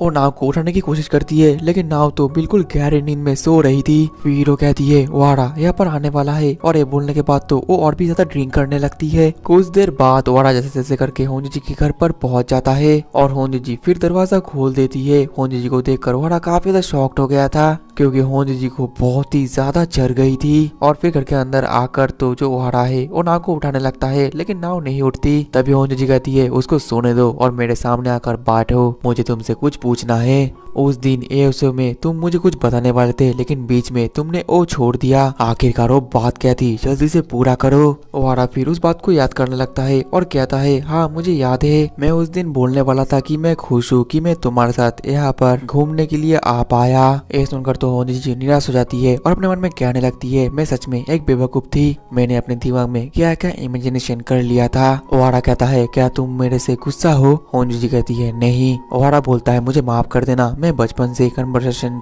ठीक से नहीं कर पाता।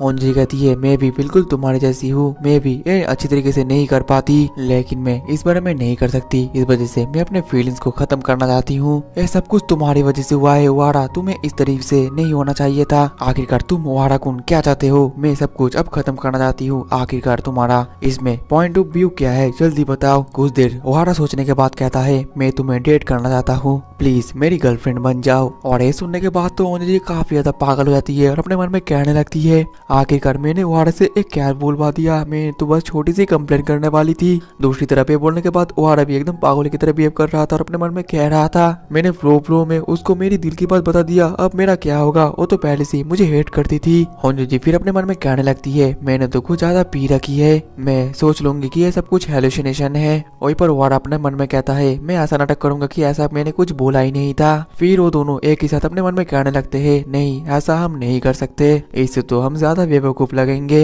वहीं पर होंजू जी फिर से अपने मन में कहने लगती है, आखिरकार ओहारा मुझे डेट क्यों करना चाहता है, मैं तो बहुत ज्यादा बोरिंग सा एक पर्सन हूँ, मुझे जो भी कोई डेट करेगा वो मुझसे बेकारी बोर हो जाएगा। और फिर हम होंजू जी के पास के सीन को देख पाते हैं जहाँ पर बचपन से ही होंजू जी काफी ज्यादा इंट्रोवर्ट थी और उसका ज्यादा दोस्त भी नहीं थे और बचपन में ज्यादातर समय लाइब्रेरी में बिताती थी और मैप देखती थी। ऐसे करते करते उसका स्कूल लाइफ पूरी तरीके से बीत गया। प्रेजेंट में होंजी अपने मन में कह रही थी कि बचपन से ही मैंने अभी तक किसी से प्यार ही नहीं किया और अचानक से अब मुझसे कोई प्यार करने की बात कर रहा है। वहीं पर होंजी को इतना देर तक साइलेंटली देखकर ओहारा का तो एकदम फट जाता है और अपने मन में कहने लगता है आखिरकार वो कुछ क्यों नहीं बोल रही। वो जितना ज्यादा चुप रहती है उतना ही मेरा डर और भी ज्यादा बढ़ता जाता है। वहीं पर होंजी अपने मन में कह रही थी काश नाव चना अब बूट जाती और ये सब कुछ यहीं पर ही बंद हो जाता। दूसरी तरफ ओहारा भी अपने मन में कह रहा था काश नाव अब बूट जाती अब तो मैं उसको लेकर यहाँ से जा पाता। वहीं पर होंजी फिर से अपने मन में कहने लगती है मुझे कुछ तो रिस्पॉन्ड करना पड़ेगा। ओ ये बोलने के बाद काफी ज्यादा सीरियस था। अब मैं क्या बोलूं, मुझे कुछ तो बोलना पड़ेगा, अब मैं क्या बोलूं। वहीं पर ओहारा भी अपने मन में कह रहा था कुछ तो जवाब दो, कुछ तो जवाब दो, मेरा लिमिट खत्म होता जा रहा है। अगर तुम मुझे डेट नहीं करना चाहती तो ना बोल दो लेकिन जवाब तो दो। कुछ समय बाद अचानक से हम देख पाते हैं कि ओहारा तो काफी ज्यादा निराश था और होंजी भी चुपचाप बैठी हुई थी और फिर ओहारा नाव को उठाकर वहाँ से बाहर चला जाता है और उसके जाने के बाद जो होंजी थी वो तो वहीं पर ही सो जाती है। बाहर जो ओहारा था वो काफी ज्यादा शॉक्ड हो गया था और अपने मन में कह रहा था फाइनली मैंने एक कर ही दिया है। और एपिसोड 8 के स्टार्टिंग में हम होंजी जी को देख पाते हैं जो कि सोकर उठती है और वो तो अपने पिछले दिन की सभी बातें को याद कर काफी ज्यादा शर्मा भी रही थी। उससे भी ज्यादा पिछले दिन ज्यादा पीने की वजह से आज उसका हालत काफी ज्यादा खराब था और जैसे तैसे करके उठती है, रेडी होती है, लेकिन उसकी हालत काफी ज्यादा खराब होता है। यहाँ तक कि ऑफिस पहुंचने के बाद भी वो अभी भी बेहतर महसूस नहीं कर पा रही थी और फिर वो ऑफिस में अपने मन में कहती है पता नहीं ओहारा कुन मेरे बारे में क्या सोच रहा होगा। देखकर लगता है कि आज उसने छुट्टी लिया है, ये तो मेरे लिए अच्छा ही हुआ है। अचानक से तभी वहाँ पर शिनजी कुन ऑफिस में आता है और वो तो पूरी तरीके से बदल चुका था और पहले से काफी ज्यादा हैंडसम लग रहा था जो देखकर उसके सभी वर्कर्स काफी ज्यादा हैरान हो गए थे। वहीं पर होंजी कुन सोचती है कि वो ओहारा को कॉल करके सब कुछ बताएगी लेकिन वो कॉल नहीं कर पाती। वही दूसरी तरफ हम ओहारा को घर में देख पाते हैं जो कि अपने पिछले दिन के सभी कामों के लिए काफी ज्यादा निराश होकर बैठा हुआ था और अपने आप से ही कह रहा था काश मैं कल नहीं जाता तो ऐसा कुछ होता ही नहीं। अचानक से तभी उसके घर का कोई डोरबेल बजाता है। ओहारा सोचता है कि शायद होंजी आई है और कहने आई है कि वो भी मुझसे प्यार करती है। ये सोचकर वो काफी ज्यादा घबराया हुआ था और वो जैसे ही दरवाजा खोलता है तो वहाँ पर तो गोंडा होता है और कहता है कि ओहारा तुम कैसे हो। उसको देखकर ओहारा काफी ज्यादा निराश हो गया था और कह रहा था कि आखिरकार तुम अब मुझसे क्या चाहिए। गोंडा कहता है मुझे माफ करना कि मैंने तुम्हें छुट्टी के दिन भी परेशान किया लेकिन मुझे तुम्हें कुछ बताना है मास्टर। ओहारा कहता है मुझे मास्टर बोलना बंद करो, ये रोमांस काफी ज्यादा बेकार चीज है। गोंडा कहता है अब चिंता मत करो, मैं कोमिया-चन के बारे में आज नहीं बताने वाला, मैं तो यहाँ पर आपको एक डेटिंग ऐप के बारे में बताने के लिए आया हूँ। मुझे पहले ये ऐप बेकार लगा था लेकिन यहाँ पर आपको कई सारे चॉइस मिलेगी और आज मैं एक लड़की के साथ आज डेट पर भी जाऊंगा जिसको कि मैं इस ऐप से ही मिला हूँ लेकिन मैं थोड़ा सा इनसिक्योर फील कर रहा हूँ, इसलिए मास्टर मैं चाहता हूँ कि आप भी मेरे साथ जाइए। वहीं पर ओहारा तो गोंडा के ये सभी बातें सुनकर काफी ज्यादा हैरान हो गया था।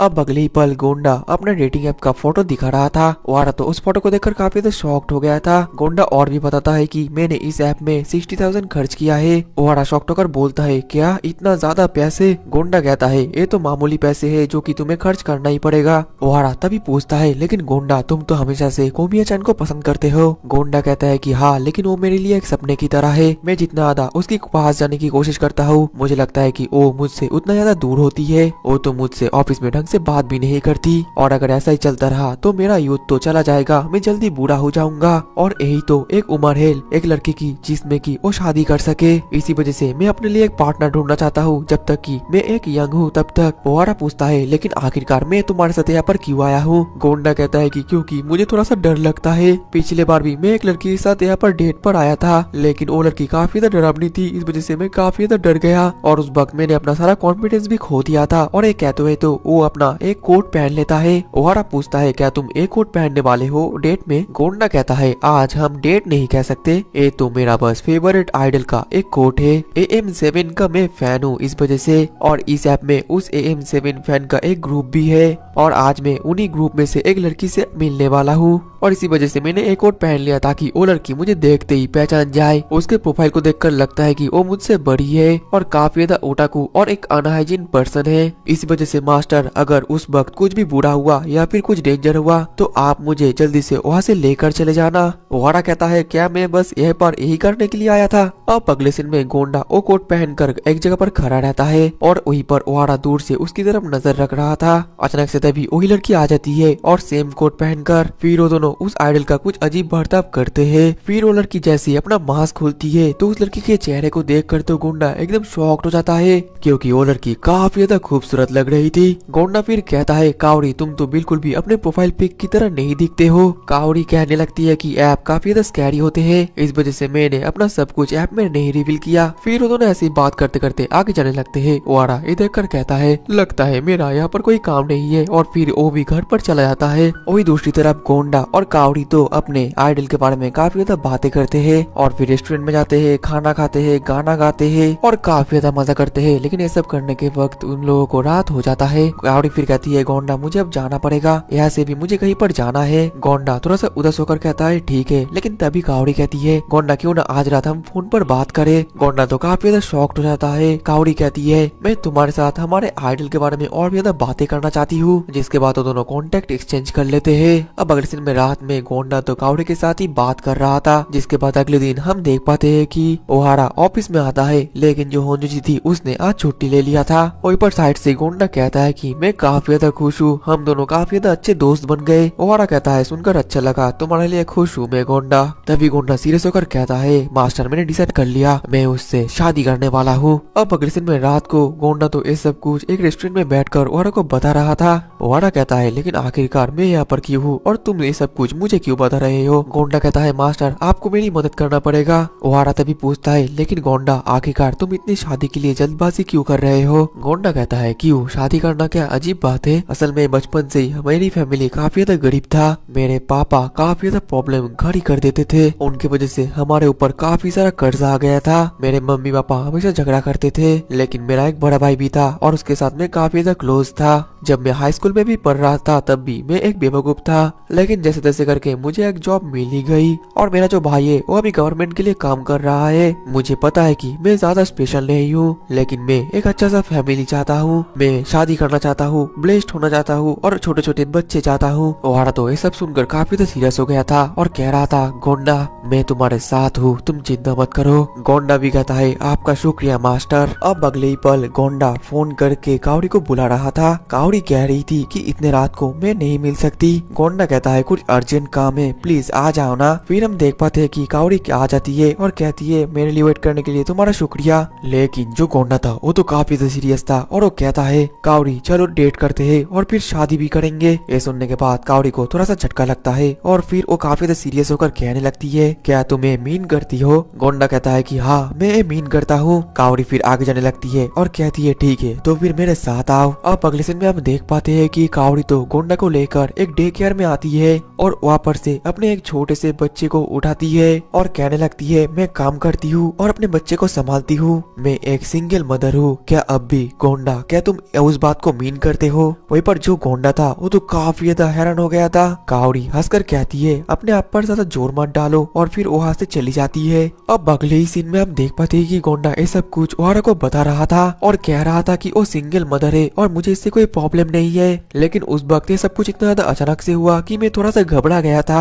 ओहारा पूछता है, तो फिर अब तुम क्या करोगे। गोंडा काफी ज्यादा कंफ्यूज था, लेकिन उसके मन में हिम्मत था और वो कहता है, मैं कावड़ी से फिर से बात करूंगा। जिसके बाद वो बैंक में आता है और अपने अकाउंट को चेक करके कहता है, ठीक है मैं एक चाइल्ड को तो अफोर्ड कर पाऊंगा ही। वहीं पर वो ये सब कुछ काम के वक्त भी सोच रहा था, जिस वजह से काम में भी उसका मन नहीं लग रहा था। अब इसके बाद हम देख पाते हैं कि गोंडा फिर से कावड़ी को मैसेज करता है कि मैं तुमसे मिलना चाहता हूँ। फिर गोंडा एक रेस्टोरेंट में आकर कावड़ी का वेट कर रहा था और वो अपने साथ अपने बैंक के बुक को भी लाया था ताकि वो कावड़ी को दिखा सके कि वो एक चाइल्ड को पाल सकता है। गोंडा काफी ज्यादा घबराया हुआ था और बार बार कावड़ी के लिए वेट कर रहा था। काफी देर तक वेट करने के बाद अचानक से वहाँ पर एक अनजान लड़की आ जाती है और कहती है, तुम गोंडा हो है ना। और फिर वो सामने आकर बैठ जाती है। गोंडा को तो कुछ भी समझ में नहीं आ रहा था और वो सोच में पड़ जाता है कि आखिरकार अब ये लड़की कौन है। वो लड़की फिर कहने लगती है, मेरा नाम इचिका है और मैं कावड़ी की दोस्त हूँ, उसने तुम्हारे लिए मैसेज भेजा है कि वो आज नहीं आ पाएगी। ये सुनकर गोंडा को काफी ज्यादा बुरा लगता है और फिर वो कहता है, क्या कावड़ी मुझे अभी भी पसंद करती है। इचिका कहती है, मैं ये नहीं बता सकती, क्या तुम दोनों डेट कर रहे थे। गोंडा कहता है कि नहीं, हमारे बीच में ऐसा कुछ नहीं था। इचिका कहने लगती है कि गोंडा किसी अनजान शख्स को अपने बच्चे के साथ मिलवाना एक काफी ज्यादा एक बड़ी बात है। तभी वो गोंडा का लाया गया बैंक के बुक को देखकर सब कुछ समझ आती है और उदास होकर कहती है, मुझे माफ करना।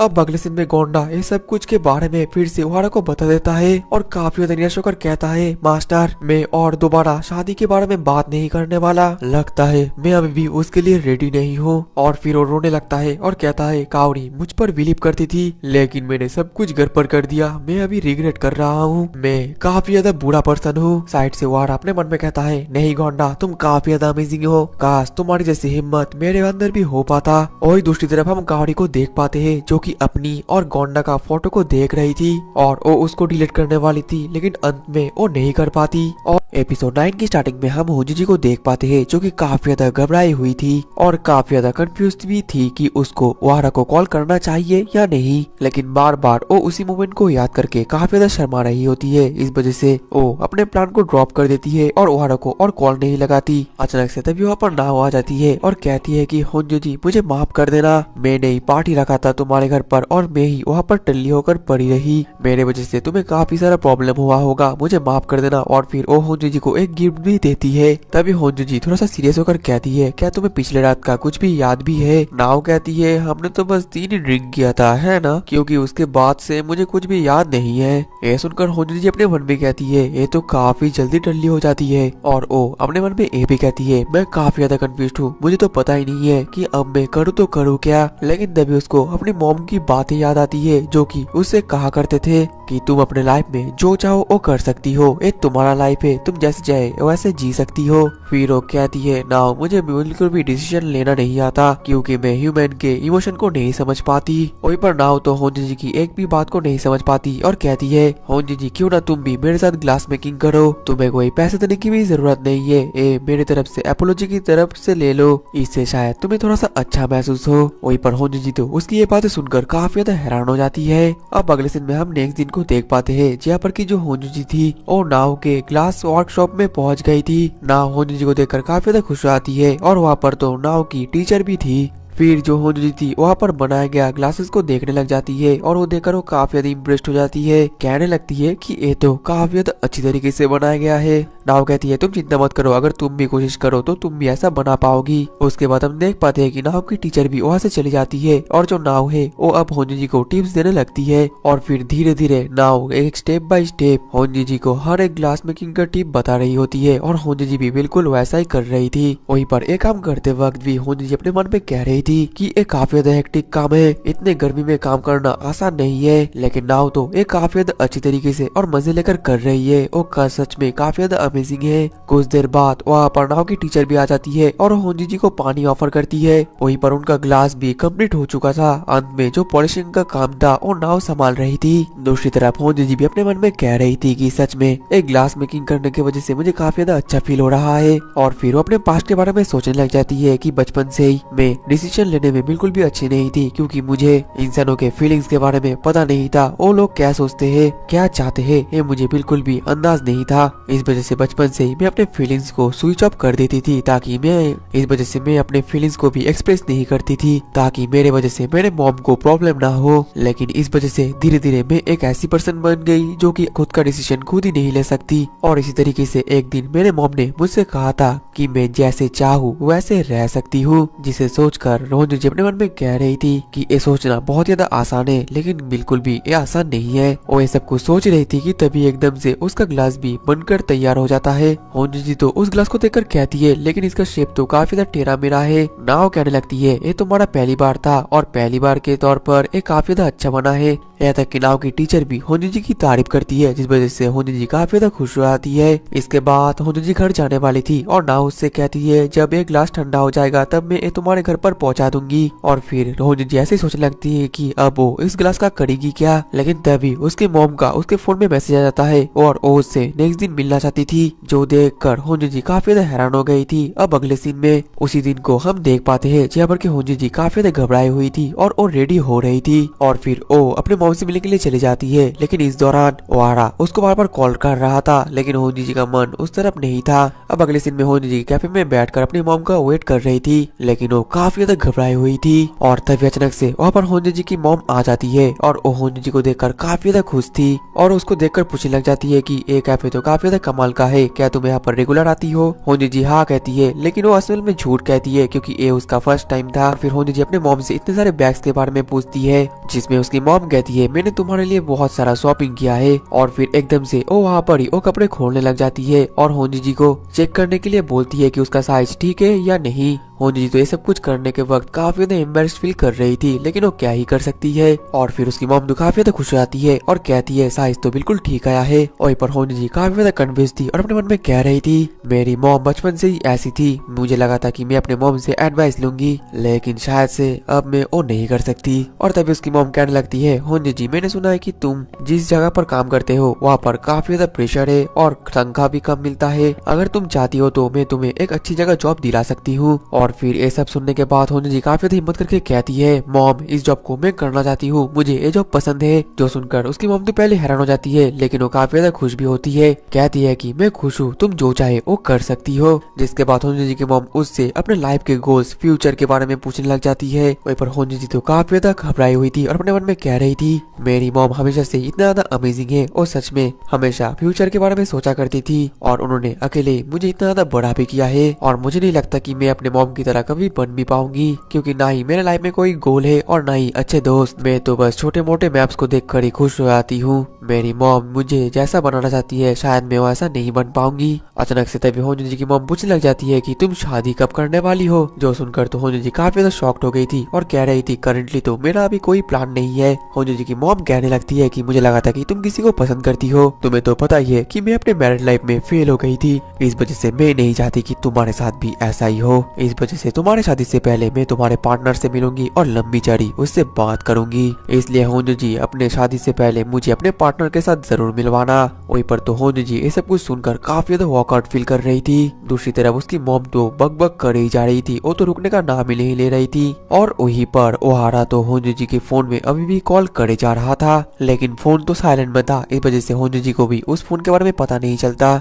और दूसरी तरफ हम ओहारा को देख पाते हैं जो कि काफी ज्यादा चिंता में था, क्योंकि जो होंजो जी थी वो उसका कॉल नहीं उठा रही थी। इससे उससे लगने लगता है कि जो होंजो जी है वो अभी भी ओहारा से गुस्सा है। लेकिन अचानक से तभी ओहारा के फोन में किसी का कॉल आता है। ओहारा को लगने लगा था कि होंजो जी ने उसको कॉल किया है, लेकिन वो तो बस एक डॉक्टर का कॉल था, जिस डॉक्टर से कि वो अपना कैट का चेकअप करवाता है। इसके बाद हम फिर से होंजो जी को देख पाते हैं जहाँ पर कि उनका मिलना जुलना खत्म हो जाता है और उसकी मॉम अब अपने जगह जाने वाली थी, लेकिन जाने से पहले भी वो होंजो जी को एक बहुत ही ज्यादा लंबा चौड़ा मोटिवेशन दे देती है, जो कि होंजो जी सहन नहीं कर पाती और अपने मॉम के जाने के बाद वो चैन की सांस लेती है। वही दूसरी तरफ हम उसके मॉम को देख पाते हैं जो कि किसी से फोन से बात कर रही थी और कह रही थी तुमने तो कहा कि मेरी बेटी शादी करने वाली है, तो क्या वो बात सच है? लेकिन उसने तो उस बारे में मुझे कुछ भी नहीं कहा। फिर हम होंजो जी को देख पाते हैं जिसको पता चलता है कि ओहारा ने उसको 2 बार कॉल किया था, जिस वजह से वो काफी ज्यादा शॉक्ड हो जाती है, क्योंकि उसका फोन साइलेंट होने की वजह से उसको पता ही नहीं था। जिसके बाद तो काफी ज्यादा घबरा जाती है और सोचने लगती है क्या उसको रिटर्न कॉल करना भी चाहिए, और अगर वो कॉल करे भी तो वो बात क्या करेगी और शुरू या क्या कैसे करेगी। लेकिन तभी वो अपने मॉम के बात को याद करने लगती है जिसने कि उससे कहा था कि वो अपने लाइफ जैसे चाहे वैसे जी सकती है, ये उसकी लाइफ है। और वो अपने मन में ये भी कहती है लेकिन मैं तो काफी ज्यादा बोरिंग हूँ, आखिरकार ओहारा ने मेरे अंदर क्या देखा जो कि उसको पसंद आया है। और ऐसे ही तभी वो अपने पास्ट के बात को याद करने लगता है, जैसे वो स्कूल में थी तब उसके पास ऐसे ही एक मैसेज आया था एक लड़की की तरफ से, जिसमें कि वो लड़का होंजो जी से अकेले मिलना चाहता था क्योंकि वो उसको कन्विंस करना चाहता था। लेकिन होंजो जी उस मैसेज को देखकर इतना ज्यादा घबरा जाती है कि वो तो अपने आप को सहन ही नहीं कर पाती। डर के मारे तो जल्दी से घर चली जाती है और सोचने लगती है शायद से कोई स्कैम है या फिर कोई मुझसे प्रैंक कर रहा है। और 3 दिन तक तो वो घर से भी नहीं निकलती। वहीं पर जो वो लड़का था वो तो बार बार होंजो जी को मैसेज और कॉल करे जा रहा था। वहीं पर होंजो जी तो ये सब कुछ देखकर और भी ज्यादा डरने लगती है। और जब छुट्टी के बाद होंजो जी पहली बार स्कूल आई थी तब उसे पता चलता है जिस लड़के ने उसको कन्विंस करने के लिए कॉल किया था वो बीमार हो गया था, क्योंकि वो होंजो जी के लिए घंटों तक वेट कर रहा था। तब होंजो जी को रियलाइज होता है कि कोई भी उससे प्रैंक या स्कैम नहीं कर रहा था। प्रेजेंट में होंजो जी सोचती है कि आखिरकार मैं इतना ज्यादा बेवकूफ क्यों थी और मैं ये सब कुछ कंफर्म करने के लिए इतना ज्यादा टाइम ही क्यों लगाती हूँ। मैंने अब सोच लिया है कि मेरे दिमाग में ये सब कुछ फालतू की चीजें चल रही है, मैं ये सब कुछ खत्म कर दूंगी। आज तो ओहारा को बताना ही पड़ेगा कि वो मुझे पसंद क्यों करता है और वो मेरे में इंटरेस्टेड क्यों है। और ये सब कुछ सोचते सोचते तो वो सीधा ओहारा के घर में पहुंच जाती है। वहीं पर ओहारा जैसे दरवाजा खोलता है तो वो तो एकदम दंगी रह जाता है, क्योंकि उसके सामने होंजोजी थी। और तो कन्फ्यूज होकर पूछने लग जाती है कि आखिरकार तुम यहाँ पर क्या कर रही हो। लेकिन होंजोजी तो सीधा ओहारा को कहने लगती है, मैं तुम्हारे साथ डेट पर जाना चाहती हूँ। और दोस्तों इसी के साथ ही हमारा एपिसोड 9 भी खत्म हो जाता है। अगर आप लोग इसका नेक्स्ट एपिसोड चाहते हो तो ज्यादा से ज्यादा लाइक और कमेंट कर दो, क्योंकि जितना ज्यादा लाइक और कमेंट होगा नेक्स्ट एपिसोड में उतना ही जल्दी लाऊंगा। मिलते हैं नेक्स्ट एपिसोड में, तब तक के लिए टाटा बाय बाय सायोनारा।